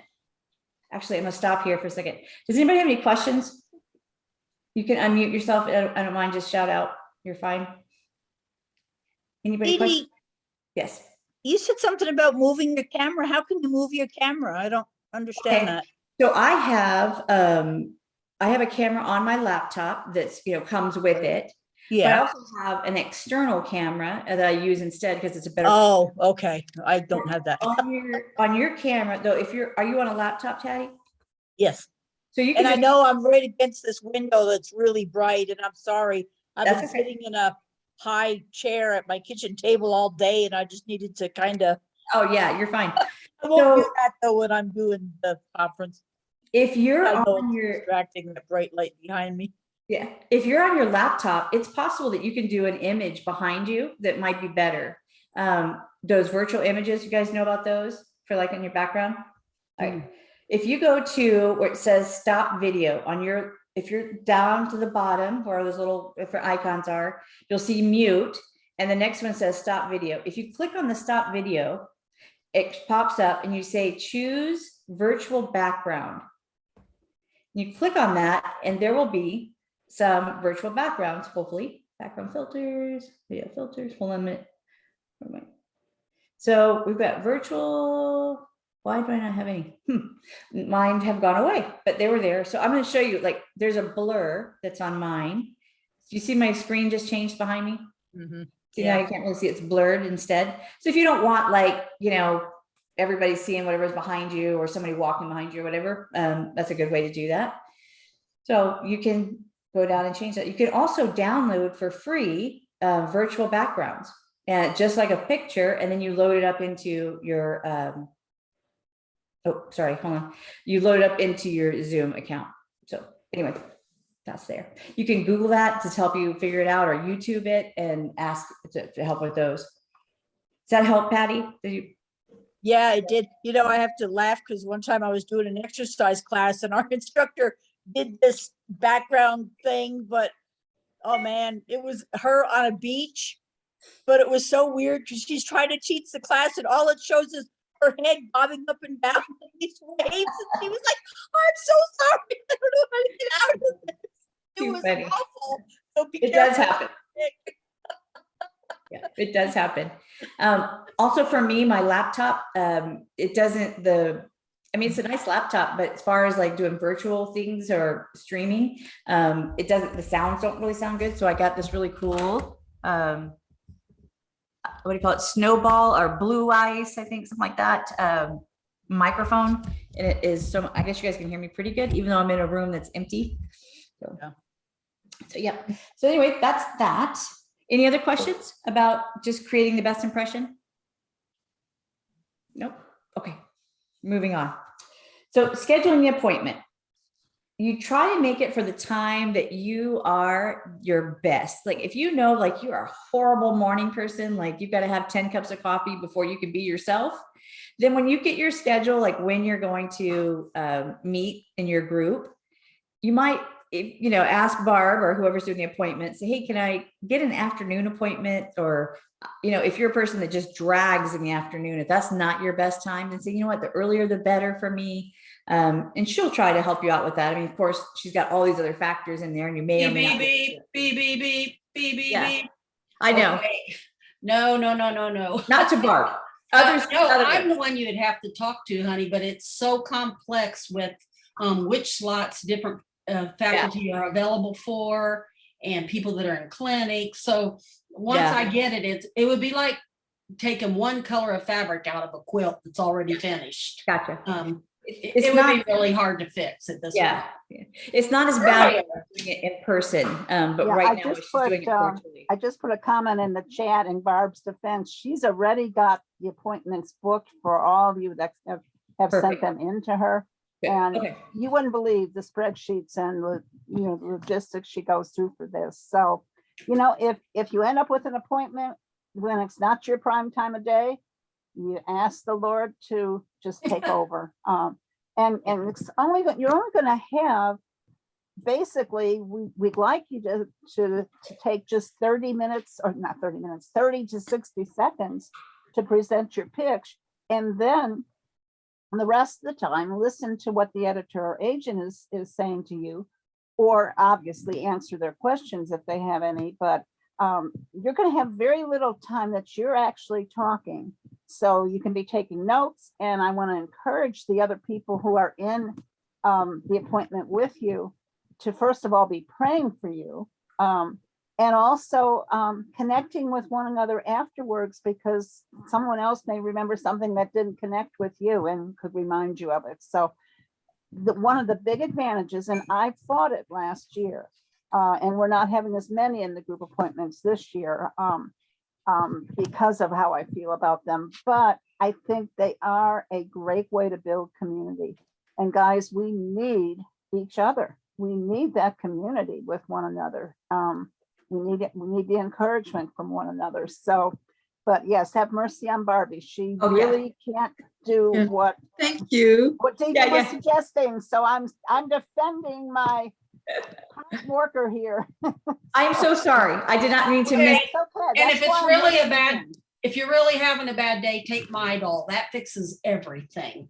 Men, women alike. Midol. Guys, yeah, exactly. I apologize. I was wrong about that. Guys, in terms of your appointments, Barbie's got to have your appointment request form if you haven't sent it in by May 5th. And you have to, at the same time, be able to have your one sheet and your first page ready if you're seeing a book editor or an agent, or if it's a magazine editor, you check and see what length manuscript they want submitted. But we can't be dumping all this on Barbie, much less on our faculty at the last minute. So you've got to really pay attention to the dates, and you need to be reading your emails, because the closer it gets to the conference, I'm likely to be sending a good number of emails. And part of it is because I'll repeat myself because you didn't read the one before. And I know that from the questions I've gotten. So sorry, Dee Dee, it's back to you again. No problem. I apologize. I misled. I didn't mean to mislead you on that. So in some circumstances you can do that, but in this one, because there's all the planning, all the, things, balls that she's got in the air, let's not do that to her. But anyway, if you know that about yourself, prepare for that, I guess is what I'm trying to say to you. Like Barbie said, take a Midol if you need to, whatever it is you need to do, get up earlier. If you're not a morning person, get up earlier so that you can be ready. So just make sure that you come to your appointment in the best mode that you can. So if speaking terrifies you, can I get a raise of hands if speaking is like, oh, I don't like speaking. Anybody? Everybody like speaking? Oh, okay. Got Julie. Yep. Kathy. There's a group called Toastmasters. I don't know if you've heard of that. Have you guys heard of Toastmasters? Yeah. I see Kathy. It's toastmasters.org, I believe is right. They do not master toast. There's no bread there. I went there and there was no bread. But they have a great organization. It's an international organization. They meet usually once a week or twice a month, depending on the group. But it is a great place to learn to speak in public. They have you do different kinds of speaking, and it's just a really great place to do that because they evaluate you, they give you encouragement, they say these are some things that you can work on. You do different kinds of speeches. So when I first came to the Colorado Christian Writers Conference in 2014, I heard about Toastmasters and I was like, I don't know. I mean, I'm not afraid to speak, but for me, there wasn't a fear, but I wanted to be a better speaker. They do something they count the ums that you say, which to like those those things that those fillers, and they let you know how many of those you do. Now that I'm aware of that, I just said that, I would probably say all the way through this, this presentation. We obviously know they do a good job because you're doing a great job, Dee Dee. Oh, thanks, Barbara. I appreciate that. But they really are a great organization. It's something to check into. It will make you more polished, more, you go in there and say, this is my goals, and they'll help you, reach those goals. So it's really a good place for you to go. Oh, also, if you're afraid of speaking or, you're just concerned about, oh, I've got to talk to this editor or this agent or whoever, your author you're going to speak to, role play with your friends or your family member, have them role play with you. Role playing, I just can't tell you enough how helpful that is. So then it becomes more, you're just more comfortable with what you want to say, who you want to say it to, those things. Again, working on your eye contact, working on your rhythm, how you speak, working on the volume that you want to use. So it's not as bad on the virtual, but when you're in person and you're in this big room and everybody's meeting, it can be a little loud. And so, I mean, it's not usually too loud, but it can be, it might be a little distracting. So it's important to learn how to role play those words that you want to say. Let's go to what happens. Oh, one more little thing. You have worked hard to get to the conference. Make the most of it. Don't let fear or imposter syndrome keep you from God's calling. I want to make sure you're doing that. So what happens at an appointment? Excuse me.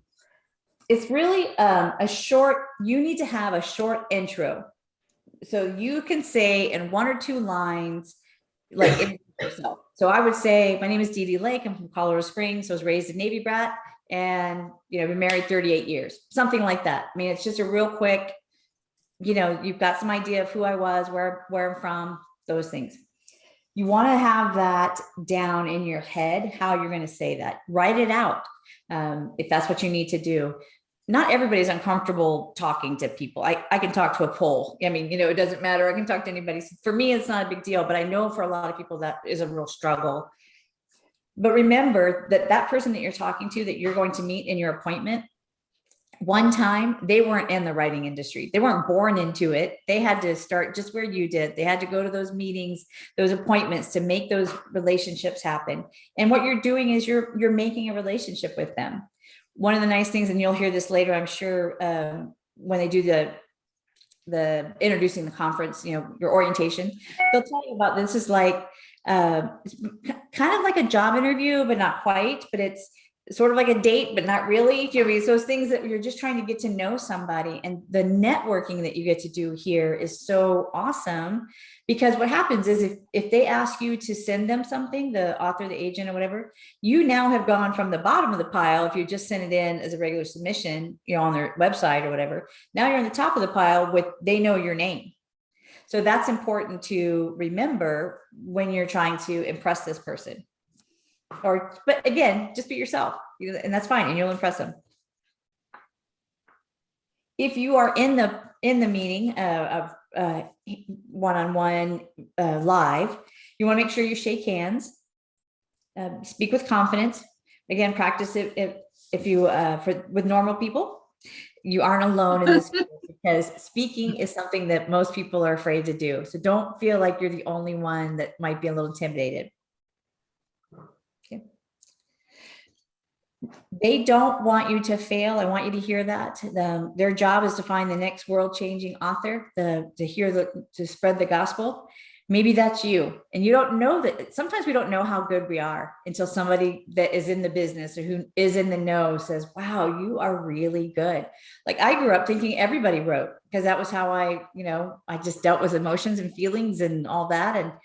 And when I married my husband, who is dyslexic and not an author, he was like, oh my gosh, this is so good. I'm like, really? Everybody does that. And so I realized, no, not everyone does. You are called to this.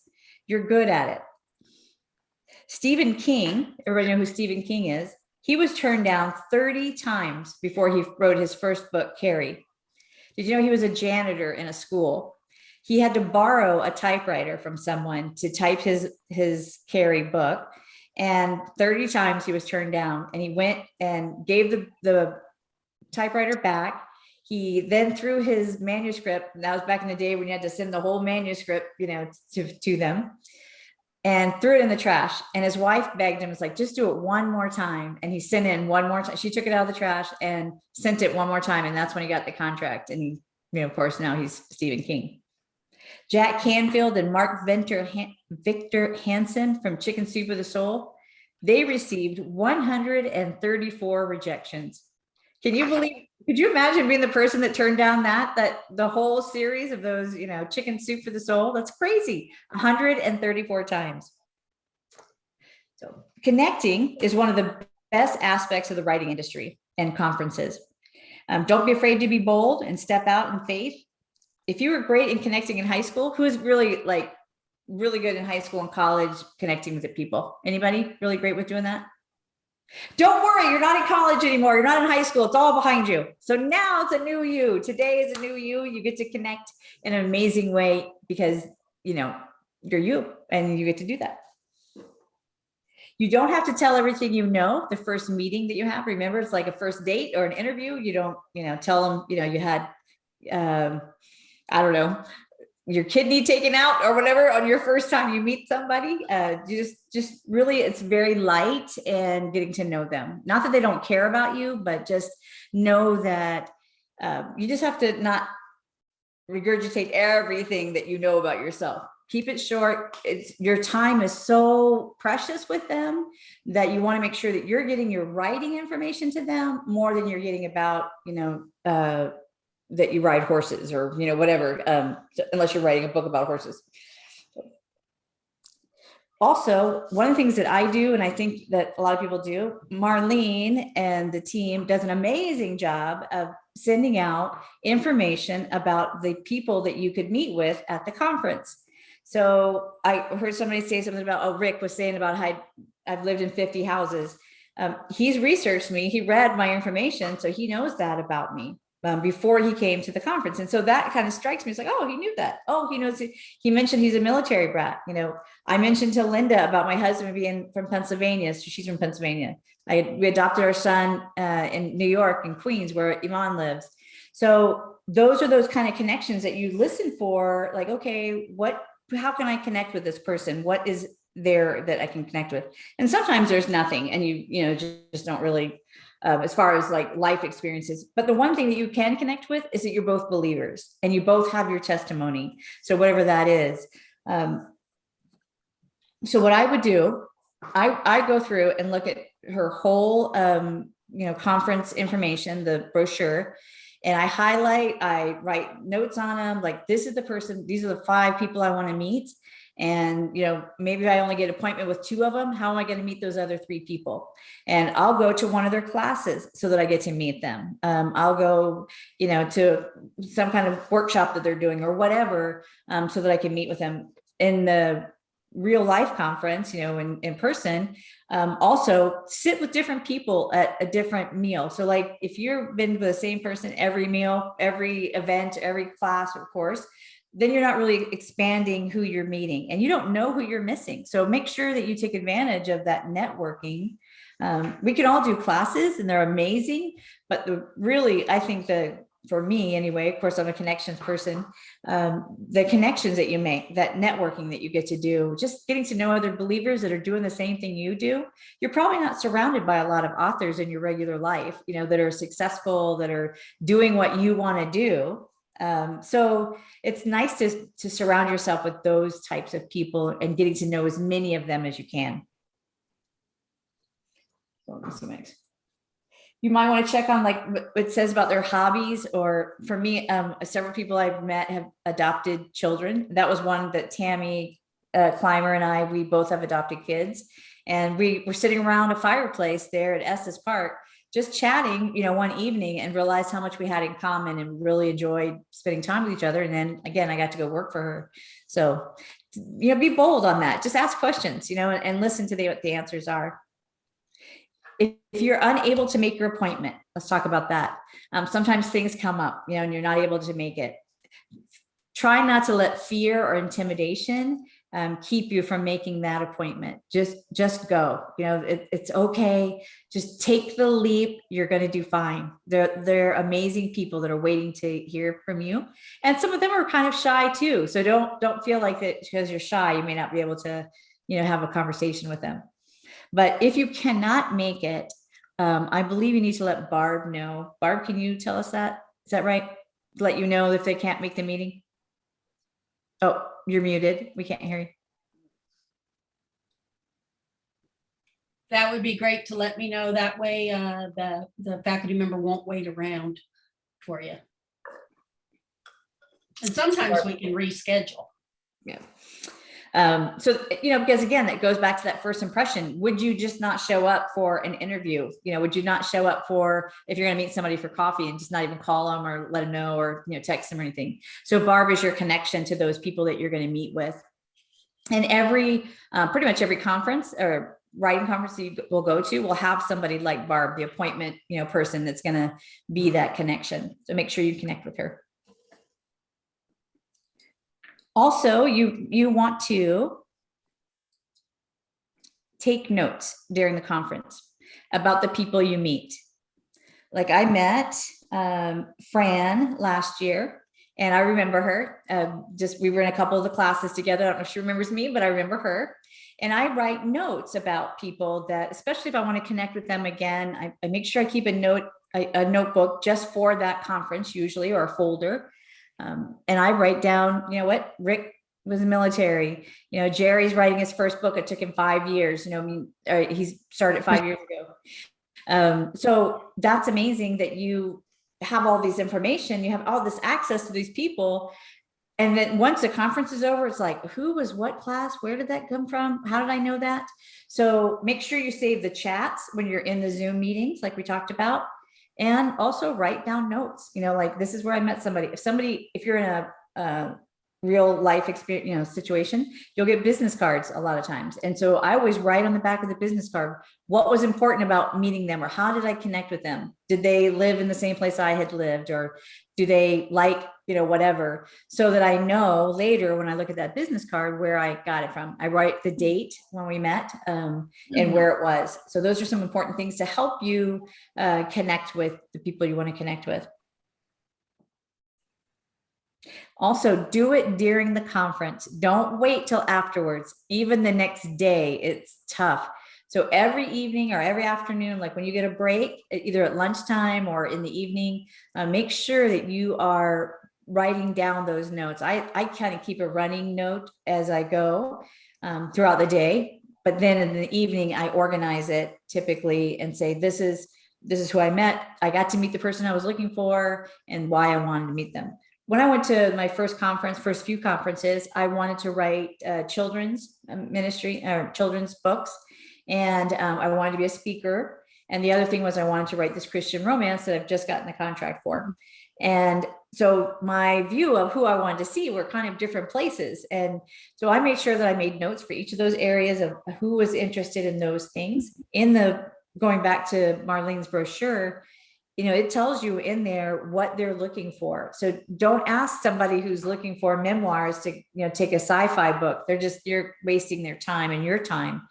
So make sure that you're connecting to the people that you want to, connect with, because you want to speak the same language. You want to be in that same relationship with them. The one thing, if you do get into a meeting or get a conversation with somebody that is not the person that you needed to connect, ask them, do you know somebody else who might like this? Is there somebody else that you would recommend that I see or connect with? And a lot of times, because the writing industry is so small, like we know each other from different places, from conferences, from working together and those things. They might know like somebody else who was looking for that particular type of work. I apologize. My computer is about to die. Just 1 second. I thought I had plugged it in before I got here. Hold on. Okay, we have juice. We're good. So in the first conference that I went to, I had gone to talk to somebody, and it wasn't a devotion that or a story that they were interested in, but they're like, you know what, Jim Watkins is right down there, and he's very interested in humor. So he did it, and he published my little story and in a book, and it was exciting because I got to have my first thing published. But I didn't know to even meet Jim because that wasn't somebody that was in my radar. So it was nice because I asked. They said, "Yeah, this guy down here is wanting some humor." So don't be afraid to ask. Okay, so let's stop for a second. You guys have any questions? I know I've been blabbering at you for a while. Okay, Darcy. Yeah, thank you. I wondered, so the short intro that you were talking about, I'm backing up a little bit here. The short intro, what are the best things to talk about? And when they ask for that, then so everybody gives their short intro, and then does the agent then ask later, okay, give me your pitch, or how does that work? Yes. So in this situation that we're in now, the virtual, you'll have 2 or 3 or more people in there. I'm not sure of the numbers. Marlene said this year there's going to be less. So I would imagine there's probably like 3 people. And they'll have some kind of way they'll tell you later how, the order in which they're going to talk to you. So the person's in there, like say I'm in there waiting, say I'm an editor, you know, I'm waiting to talk to you. And so you guys come in and we're like, hi, you know, like I did just like when you guys came in, I was like, hi, so-and-so, hi, so-and-so. That's probably what they'll do. And it's just like meeting somebody in person, you know, like that little pitch, but you've got to do it in a quicker amount of time. So what you want to tell them is, you know, who you are, where you're from. They might ask you certain things like, you know, what are you writing? You know, those kind of things. They might want that. Like when I first came on, I said, you know, tell me if this is your first, you know, what experience you have in writing conferences. So we all kind of got to know that about each other. They just want to kind of know something about you. And if there's something that you know connects you, make sure you bring that up. If you're both from Pennsylvania, say, you know what, oh, by the way, I was born in Pennsylvania too, you know, something so that whatever you can to make that connection with them so that they see you like you stand out to them. So that's one thing. You want to make sure that like that's really quick. You're saying your name, make sure your name is on your, and all of you guys have that on your little thing here on the Zoom call, because that way you know who the person is you're talking to. They know who you are. The GAT page. Can I speak a minute? Yeah, go ahead, Barb. Okay, so you will get from me, I don't think on the 5th, but the 6th or the 7th, you will get an email from me and it will say you have an appointment with, say, Sherry Langton at 3:35, and it'll say, let me see how it says it. Anyway, it'll say 3:35-1 or -2 or -3 or -4. And that'll tell you what order in that appointment that you're going to go. So the faculty member will come in and start with the person on number 1. Now the faculty member has your submissions there and she has them in order by those numbers. So that just keep it real coordinated. So then she or he will say, well, hi, tell me a little bit about your story, and you'll say your little pitch, and then just let the faculty member take over, because what they say is so much more important than what you say. And you know that, and we've said it enough. But yeah, that's exactly how it'll happen. Okay. Okay, so we say our name and then go into our pitch. Yeah, just totally relax. Let the faculty person run it. She will ask a question. She will start it. You won't be on the spot. You'll just be there to respond to her or him. Awesome. Thank you. The thing that you want to practice is what we call our elevator pitch. Do you know what the elevator pitch is? It's when you get in an elevator. If someone were to ask you, you got in an elevator on one floor and somebody says, oh, what do you write? And you've got to tell them between that floor and the next floor what you write about or what your project is. So that quick kind of, 1 or 2 sentences saying, this is what I'm writing about, this is my story. They have yours, which nice is that in this situation, the people you're going to meet with already have that information. So they already know what you're writing about or what your project is that you're pitching to them. They might ask you, do you have anything else? They might ask you, do you have is this a series? So they might want to know that if you have got some kind of ideas. They may ask you what you've already done, but again, you want to make sure you're keeping it really short. It's not a long conversation. It's pretty much, I don't mean this to offend the men. I probably shouldn't even say this, but guys typically want, the facts. And then if they want more, they fill in the details, right? We women want to handle, all the emotions that went with that fact. They don't care about those things. They just want the facts from you. They want to be able to, dig in, get what they can from you so they know what's going on. Because what happens is once they go through this and they say to you, hey, I want you to send me this story, they've got to go back to their office and say to them, yep, I met 4 people I really was interested in. And they have to be able to tell them kind of like why they were interested in them. In some way, once you go to like our like for my publishing house I work for, when I meet somebody and I really like it, I go to that pub board, the publication board, and say, you know what, this is the person I really liked because this, so if you can make that impression with them, that's good. You want to be able to talk to them about what you're doing. Any other questions? Oh, Catherine? Yeah. Oh, that's not you, it's your cat. Okay. Anybody else have a question? Are we good? Okay. I want to tell you guys some. Oh, go ahead. For comment, Dee Dee, like you said, they've already got your one pager. So your one pager will have in my case, a hook and a pitch on it. So and then I took a pitch class yesterday and they suggested just a quick summary. So maybe a little bit more than the elevator speech, but like Marlene said in the chat, 30 to 60 seconds. Yeah. That's it. Very crisp. To the Yeah. point. Yeah. Let them ask questions is what I heard yesterday. And remember, these people are hearing a lot, so you want to make sure that you're not giving them all this extra information that isn't about what you really want to. You want to know if they want to publish you, right? That's basically where we're at. You want to know, are you interested in my work? Is my work good enough for you to want it? Those kind of things. And as Barb said, and Marlene, they have so much good information. So make sure you stay through the whole time. Even when it's not your turn, still stay there. First of all, it's respectful to the other people that are in the meeting. And it's not that long of a meeting, so really put that time away and, mark off that time and be there, because you don't know what you might get to hear. I love that you get to hear 3 or 4 pitches because you're like, oh, I never thought to say that to somebody, now I'm going to use that in mind, next time. And that's okay. Go ahead and take that, use it as your own, information. So that's very helpful. I loved that part. And also you can be encouraging to the people that are there. They're not feeling like, oh my gosh, I'm just one-on-one with this person. I'm scared of them. And by the way, don't be scared of them. They're just people. Yeah. They still have to get their kids to school on time. They got to make dinner, those kind of things, pay their bills. Patty, we see you all in light now. Nice to see you. Patty is an amazing person. She has. I turned on my front room light, so. Nice. It was getting dark in here. Patty does a great job on a blog, radio program that she has. And it's called, I can't think of it now. Patty, I just lost it.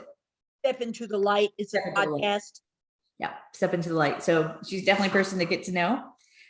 Okay, well, let's go. Unless we have any other questions, we'll go to the next section about what to bring with you.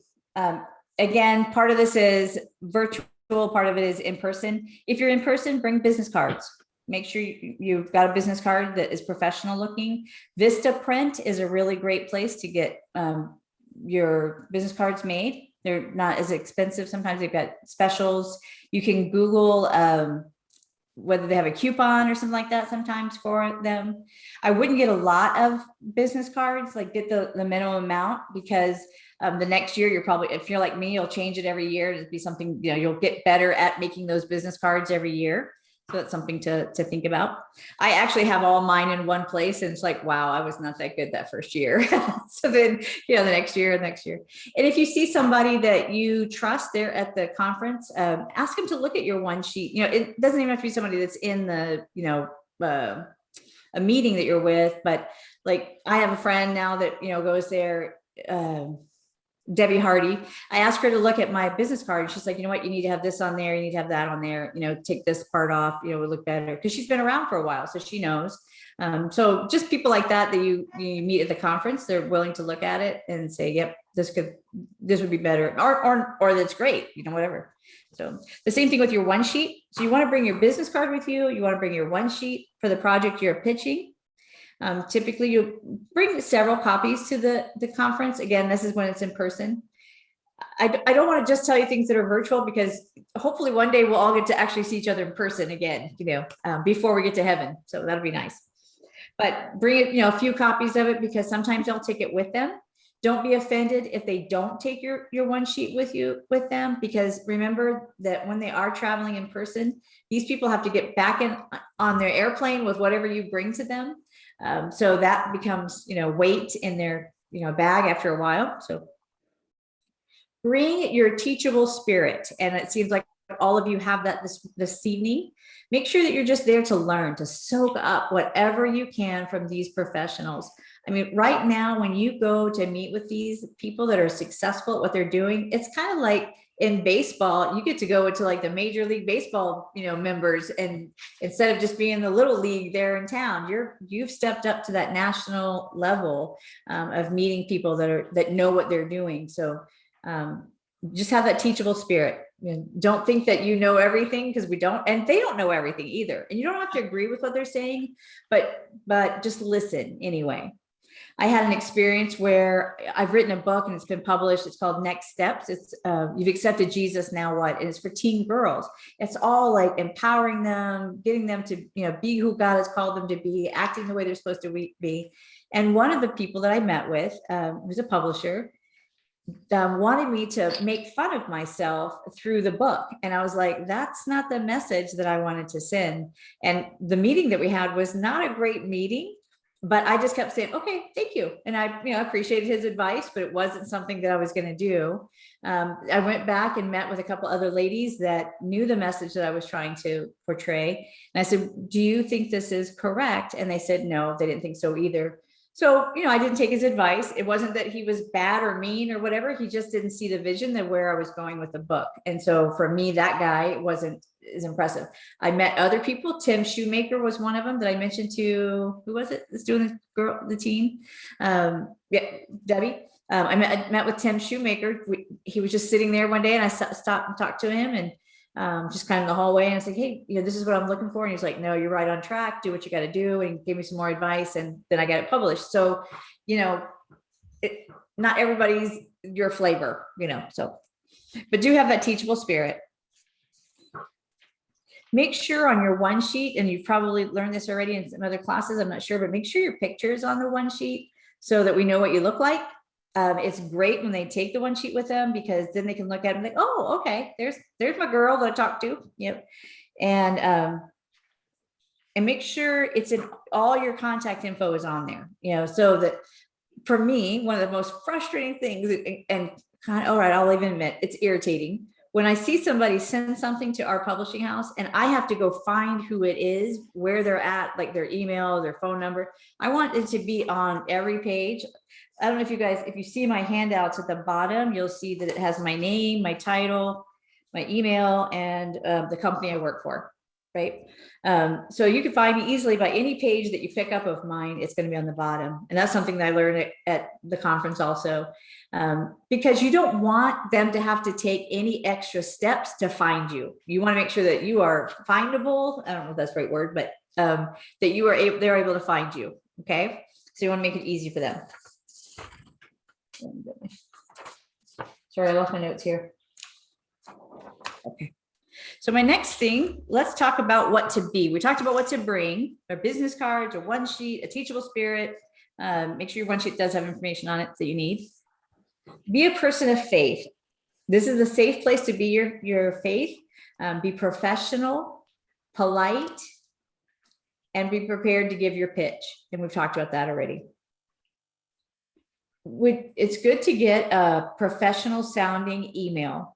Silly Sally at, Gmail or whatever is probably not the best email to have. Have something more like sallysmith@gmail.com. If you can get your name in your email, it's even better. Use it just for your writing, information. I have one, it's d2@ddlake.com. And so, because my website has the same name. If you're going to create a website, try and have it with your name, because it's so much easier for people to find you that way. The same thing with your email. You want to come across as professional. You're stepping up your game from being the person that's been writing at home and not putting your words out into the world to that person now that's going to be promoting yourself, and you're promoting God. And that's the thing that you need to remember too, is that you're not just representing yourself, you're representing God. And so like today, I'm here, I represent the Lord, I represent myself, but also the company I work for. So I want to make sure that I do a good job for you, so that when you look at Cross River, or you look at Colorado Christian Writers Conference, you're like, oh yeah, that was a good experience. I want to have that. And so the same thing for you, you want to come across that way. Here's some don'ts. Don't tell too much of your personal business. Don't be too nosy about their personal business or their private lives. You can ask them questions, but not, detailed questions. I'm saying these because it happens in different places. So just warnings. Please don't tell them that God said they have to publish it. I'm pretty sure if they have to publish it and God says it, God will tell them. You don't have to tell them that God told you to tell them. So it's not the telephone game. God can go directly to them. You can say that you've been called to write it, and that's fine. That's very acceptable. But I've seen people be kind of rude actually to some of the publishers or the professionals, and it's not okay. That part you want to make sure you do that. Try not to interrupt if you can just listen. You can ask questions. Don't feel like you can't, but let them finish their thought. When you're talking, say a sentence or two and then pause to give them a chance to break in, especially with the Zoom. It's hard because if we start to speak over each other, like we tend to do in person, we can't really hear the other person. It blocks out the second person.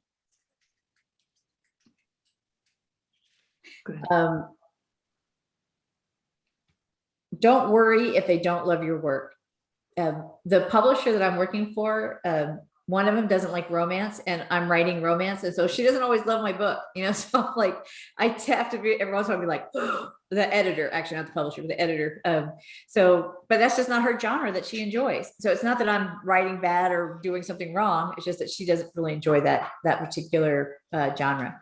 I'll tell you a story. I told you the first time I went to the conference, I wanted to write children's stories. So I had two that I wrote, and I was sitting at lunch, and there was two publishers right in front of me, and I was talking to one, and I was like, oh, would you mind looking at my story? She's like, oh yeah, sure. And so the other publisher got a little nosy and wanted to see what she was reading. So she pushed it, after she finished reading a little story, she sent it over to the second publisher. And she's like, oh, do you have any more? So I was like, yeah, I have the second story. So I gave her, the first lady, the second story. They both liked the stories, but each liked the other one. Like neither one liked both. They each liked one, and neither one of them bought it. So I don't know what that story tells you, but don't worry. I thought they were really cute. They thought they were adorable, loved the stories, but they didn't publish them. So it doesn't always, just because they like it at the conference, doesn't mean necessarily that they're going to like it later. So, or that they'll be able to get it published. You can, in your meeting, you can ask them to pray with you. Again, we're Christians, we're able to do that. We can say, you know what, I'm new at this. I wouldn't say necessarily that you're nervous. I wouldn't tell them that part. Like I would just say, you know what, I'm new. I'd love for you to pray for me. And most of them will pray. I can't imagine when I'm telling you no, that they wouldn't pray with you. Let's see what else we got. Oh, if they do ask you to send something, send it. Did I say that? If they ask you to send something, what did I say? Send it. Don't not send it. They want you to send it to them. They're not going to ask you for it if they just are being nice. That's not they're not there for just being nice. They want you to send it. I don't know what the number is, but I heard like more than half the people that are asked to send something don't send it. They get scared, they get intimidated, or, like, oh, maybe they didn't really like it. You can't publish it if you don't send it in. I mean, if you don't send it some way. So make sure you do that. Also, it's okay to ask them, again, this connecting part, how long should I wait to hear from you? Do you want me to email you after a certain time? If so, what email address would I do that at? Those questions are okay to ask. You're not nagging them. You're just kind of saying, hey, what's your schedule like? So make sure that you ask them how long, because some of them have, like my turnaround at our publishing house isn't really fast. We're a small publishing house, so we don't have like somebody, and honestly, like what I understand the industry is that usually if somebody takes your book, it takes 1.5 to 2 years to get it published from a traditional publisher. So it's a long process. It's not something that you're going to do right away. So if it's something that you want out on the market today, traditional publishing may not be your option that you'd want to go. And really either one is fine, traditional or self-published or a hybrid. Oh, I did, my publisher, she knew I was coming and she said, please tell them not to approach anyone in the bathroom. That's, you know, it has happened to her. She was in the stall and somebody was like, can I pitch my story to you? She's like, I'm a little busy. So something to know, not to, you know, you can say hello, you can pass toilet paper if you need to, but yeah, don't pitch until at least you go outside the toilet, outside the bathroom. So yeah, let's see what else I got. Do ask questions. It's perfectly okay to ask questions. Do take notes. Whatever they might tell you, you can write down in notes. They're fine with you taking notes. Bring notes. If you have certain questions that you want to ask them about, like what, maybe something about their publishing house, maybe something about them in particular, maybe about what could you have done differently, or, you know, what are they looking for? What do they think in the future they might be looking for? They also oftentimes will have on their, this is something to check before you go. And again, it's another way of connecting. Check their websites, check them, you know, and all that's on that conference brochure, but go to their websites and see, like, you know, what are they looking for? What kind of submissions are they doing? And you might see, most oftentimes you'll see that they don't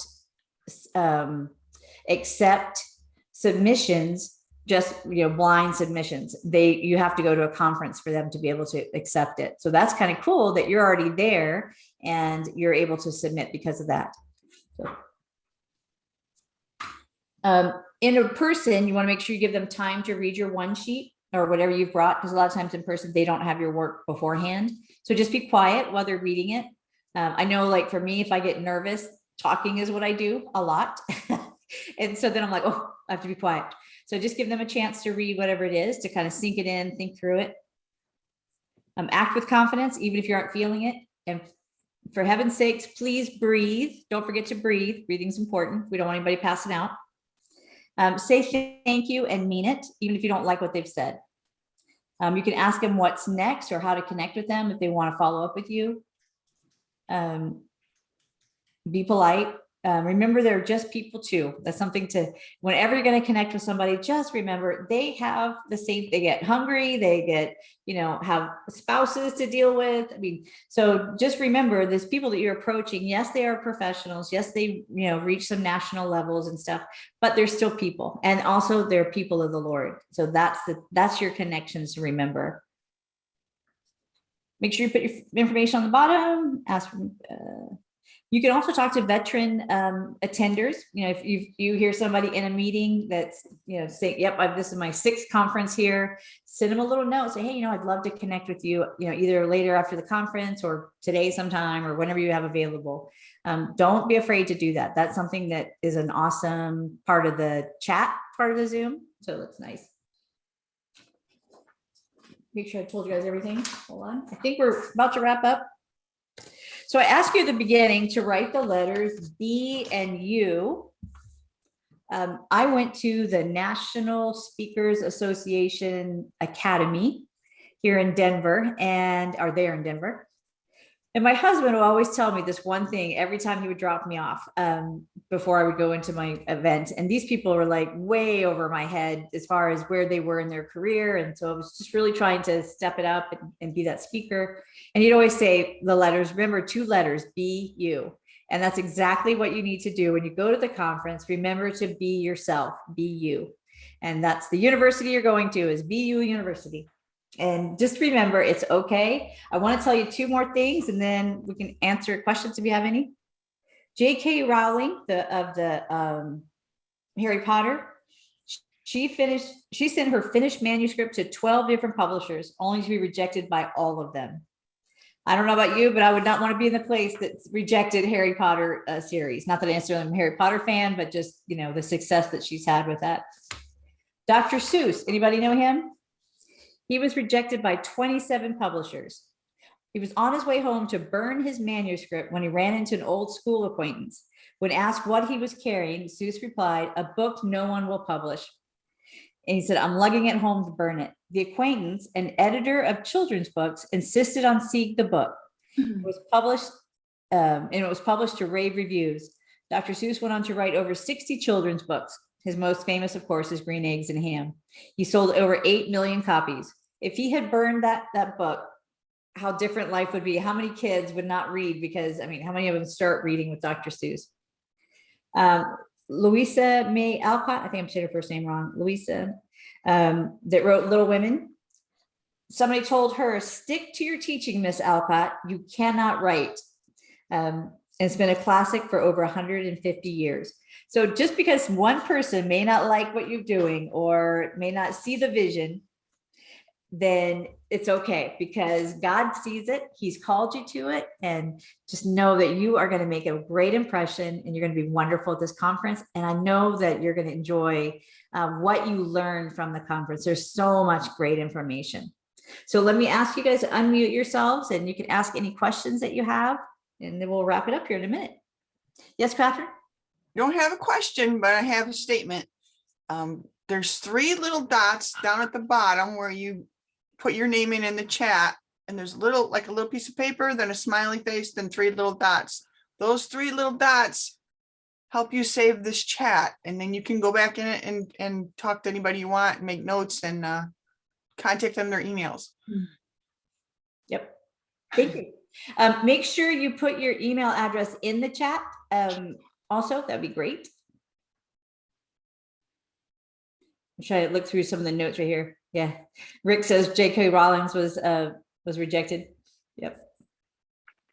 Anybody else have a question? I think he said, Rick, I think he said she was rejected after. Yeah, so after. she had already published all the Harry Potter series, and then she wanted to use a pseudonym, and she sent a proposal out to a bunch of authors, got a ton of rejections. They'd only known who it really was. Yeah. I mean, could you just imagine what that feeling is to be like, oh my gosh, that was that person, so yeah. That, again, use your real name that way, or at least the same name that you're going to write with the whole time. Anybody have any questions? Julie, did I see your hand raised? Oh, you're muted. We can't hear you. I'm sorry. I was just stretching. Oh, I didn't have a question. it's okay. I'm sorry. I'm so glad you guys were all here. I hope that it was worth your time. I hope you learned something.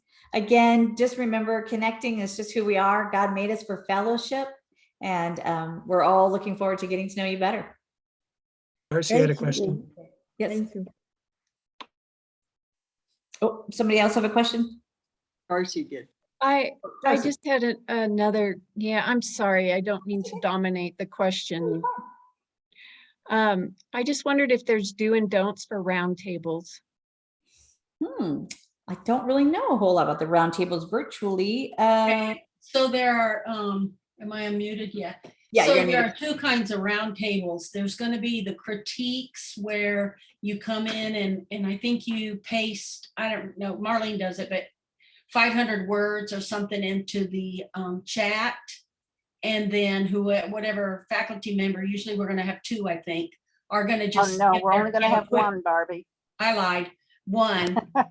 And then they're going to critique that for you. And then they'll just, a quick critique, and then do another one. Then the other kind of roundtable is just a question and answer and get to know the faculty. Right, Marlene?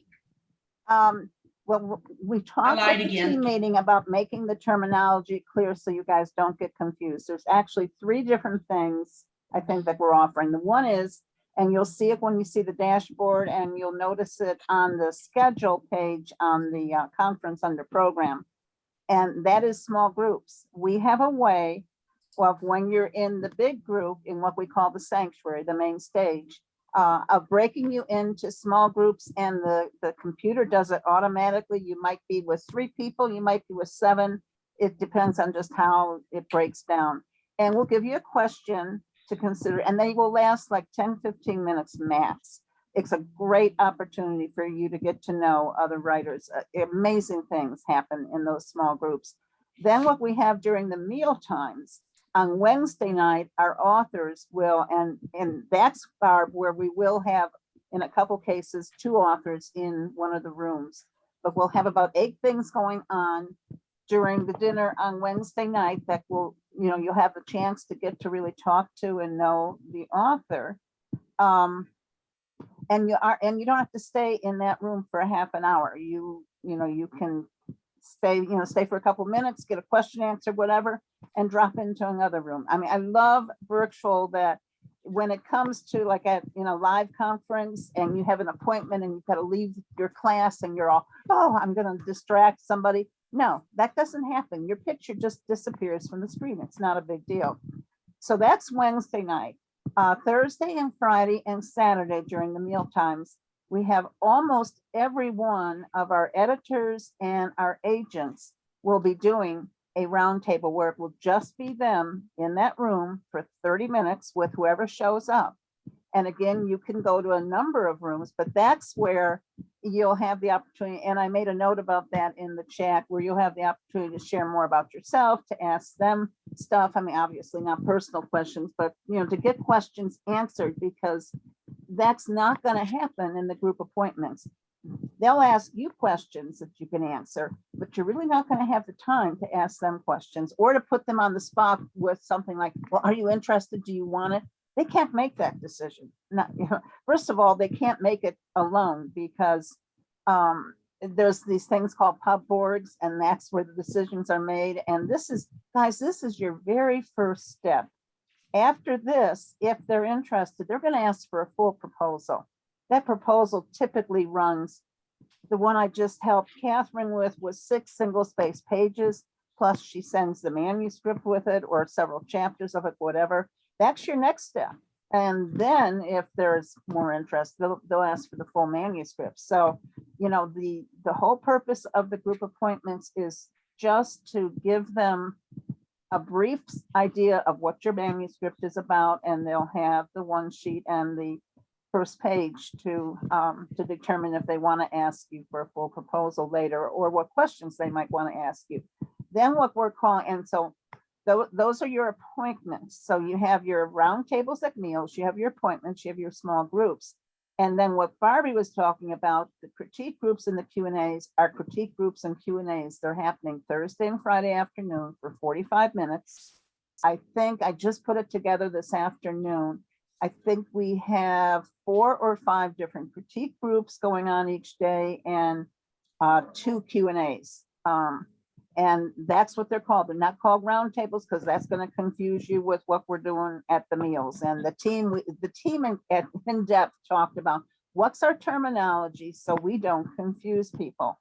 And you need to know this is not just a 1 woman or a 2 women thing with, me and Barbie doing this. We have 12 people on the team, and they are working. And we have been meeting on Zoom for 2 and 2.5 hour meetings.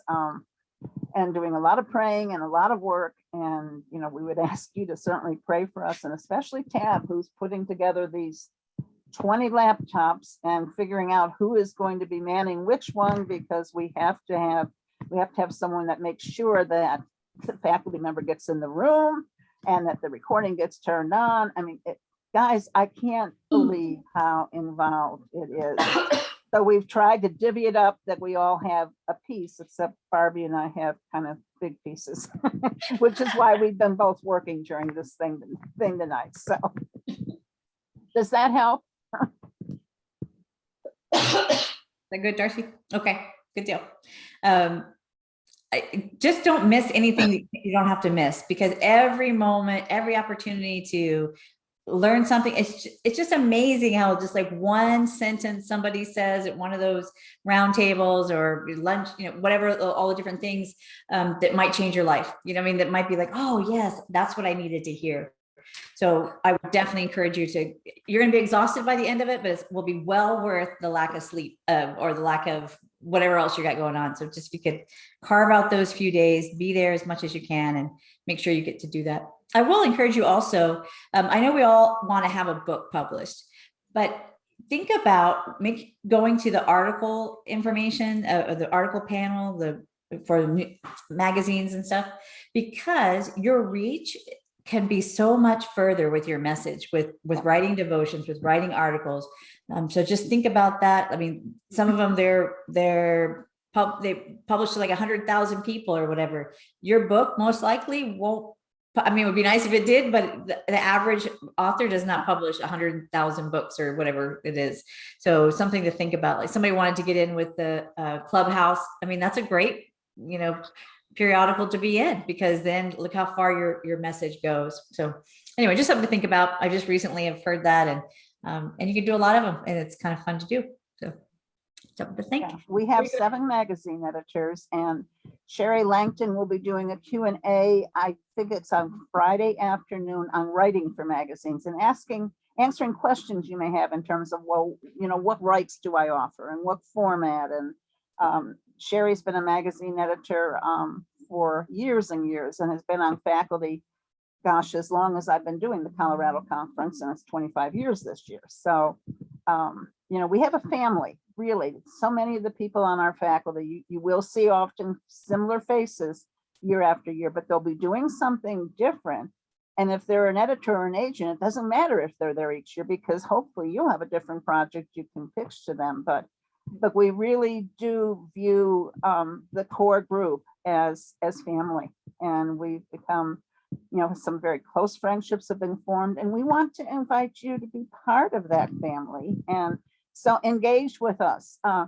Definitely have, I put just my picture on the screen earlier because I was working, but let us see your face. And like Dee Dee said, don't be looking down, look at someone, connect with them, take part in the small groups. We also, I think we're going to do the chat room again, although typically we found people weren't really using it. They were instead staying a few minutes after their class and chatting then, like you would do, in a live situation. But I think we are offering tons of opportunity for you. And realize you can be snacking, you can be sitting in your recliner like I am right now, although I'm not reclining because I might be sleeping there.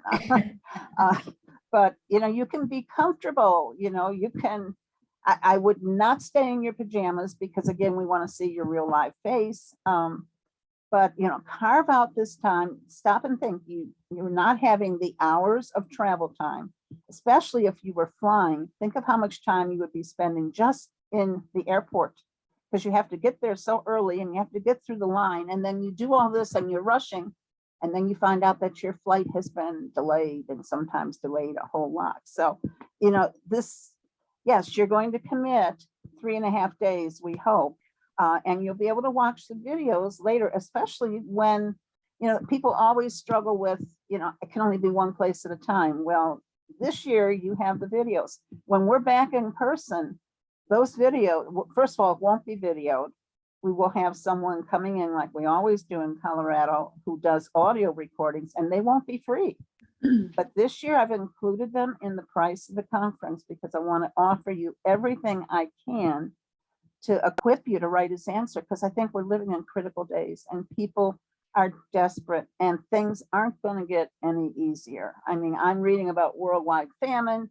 I'm seeing, things being said that in terms of Russia saying, well, we really, we might just go nuclear in Europe. And I mean, we don't know what's coming. And whoever thought a pandemic was going to hit and pretty much put a stop to our lives for 2 years. Our daughter's a doctor, so she's literally had us on lockdown because we're high risk. So we're still watching church on Sunday morning. We're still not going. But in any case, now is the time to be writing his answer. And so, do it and encourage your friends to sign up to register. There's still time. They can actually register up to the beginning of the conference. They just won't be able to get an appointment. But you know what? A lot of people aren't even ready yet for an appointment. And it's more important that you come and you learn, that you just be a sponge, and that you take advantage of the handouts that I don't have that link up. The handouts are actually online, but we don't give you the link until the conference starts, because it's only for those who are coming to the conference. But we got a lot of other good information. So we've packed it. Everything is live this year because Eric doesn't like pre-records. So 20 laptops are going to be running this. So don't disappoint us and not show up there. I would hate to have someone teaching and have a few people in their class. So it's your job to get there, to absorb, to come rested, and to come prayed up and praying throughout the entire conference. You know, praying for faculty, praying for staff, praying for one another, and asking God for those divine appointments. So as you can tell, I hope, I trust that I am excited about this. I'm also exhausted thinking of everything we still have to do, but I am excited. I know that God is moving and that incredible things are going to happen as a result of these 3.5 days. So just help us get the word out. That's the most important thing you can be doing for us right now. You know, pray and get the word out for us. So Marlene, where can they get the the images that they can put on their own social media? Is that in the email? I remember I saw it, but actually on the website, I have a page that I think it's called up in the links of spreading the word. Plus I'm posting every day on 3 different Facebook pages, my own page with my name, one that's called Writer's Answer, Colorado and Philly. I'm posting on Instagram. I'm sending out constant contact emails. I mean, you should be seeing me all over your feeds, I trust, and Twitter. So just go ahead and copy them. In fact, if I get all your email addresses in this, I will send you the one that has the picture of the girl that's horrified because she didn't realize and didn't read that Philly is not happening in August. Philly is combined with Colorado next week. And that's the one I really need to get out on social media. You know, it's all there in just one nice little picture meme because, you know, I like to write long things and then people don't necessarily read them. So this is very brief, very focused. But I would hate to have the conference come and go and have people then say, and I know it's going to happen because we have a handful from the East Coast of saying, oh, I wish I had known. And sadly, you know, I've known through the years. I mean, I've done this, it's 38 years for Philly, 25 for Colorado. Writers don't read, and that includes me. I've done some really stupid things in terms. One time I thought I had hand cream and it smelled so good, but it never rubbed into my skin. I never read the stupid label. I was putting hair conditioner on my hands. I didn't read the stupid label. So, you know, right now it's your responsibility. You got to be reading or you're going to miss out on things that are happening. And so it's going to be exciting. And you know, we just are trusting God to bring his people and to have us ready in time for it, which is why Barbie and I have been working all evening. She will go late into the night. I'm not sure how many hours I still have left in me, but I'm going to try because there's an awful lot to be done. So any of you have any other questions that I maybe need to answer at this point? I have been putting stuff in the chat all along, so save your chat and go through it and read it and connect with one another. All right. Because you're not alone in this. You know, you've got friends to be made that can change your lives. Yeah, my closest friends are writers. They really are. We're a different breed of animal. And what I've found is I think we go deeper more quickly with people. Writers don't talk superficial stuff. I mean, you know, I hate it when we were going to church in person, you know, hi, how are you doing? Oh, I'm fine. And you talk about the weather or something stupid. Writers don't do that. We cut to the chase about stuff that really matters. And I'm grateful for that. I mean, I'm grateful for people who hold me accountable, who pray for me, who admonish me when I need it, whatever. And who I can talk about the really deep things of life that matter. You know, not the superficial stuff. Oh, we got another creature. We got a kitty cat. Okay.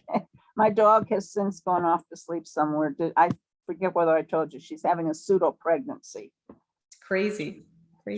She's strange. She is one weird animal. So any questions, or I'm going to close this off with prayer if you don't have any more. And Dee Dee, thank you so much for all you shared tonight. And she does have the handout. The link is in the REGACK. Please go to that page. please watch the webinars. I did one on the nonfiction one sheet. Darcy Gudger did one on the fiction one sheet. You unfortunately have missed the pitch sessions. I think a couple of you, I know Catherine was in it. But we had Gail Roper did 2 fiction pitch sessions. Karen Whiting did 2 nonfiction. They're over and they were not recorded. But the webinars that we have on your registration acknowledgement page, we have Linda Gloss, who's an agent with Heartline, and she's done two webinars for us that you can watch whenever it's convenient for you, but watch them before the conference. They'll help you be better prepared. You know, we just have tons of stuff that we're making available to you. I mean, with the danger of putting you on overload, but I'd rather, you know, I have served on the faculty of 70 conferences. I have now directed what's 38 and 25, and I've done 50 or 60 1- and 2-day seminars. And I find that the more I prepare ahead of time, it's not near as threatening when I get somewhere. If I've read, if I've done my homework, if I know what to expect. And the website has tons and tons of information on it. So, you know, make sure that you take advantage of what's there. I've spent a lot of time putting it together for sure. So anybody, or I'll keep talking. Actually, I want to get back to working. So I'm ready to shut this off unless you guys have something else.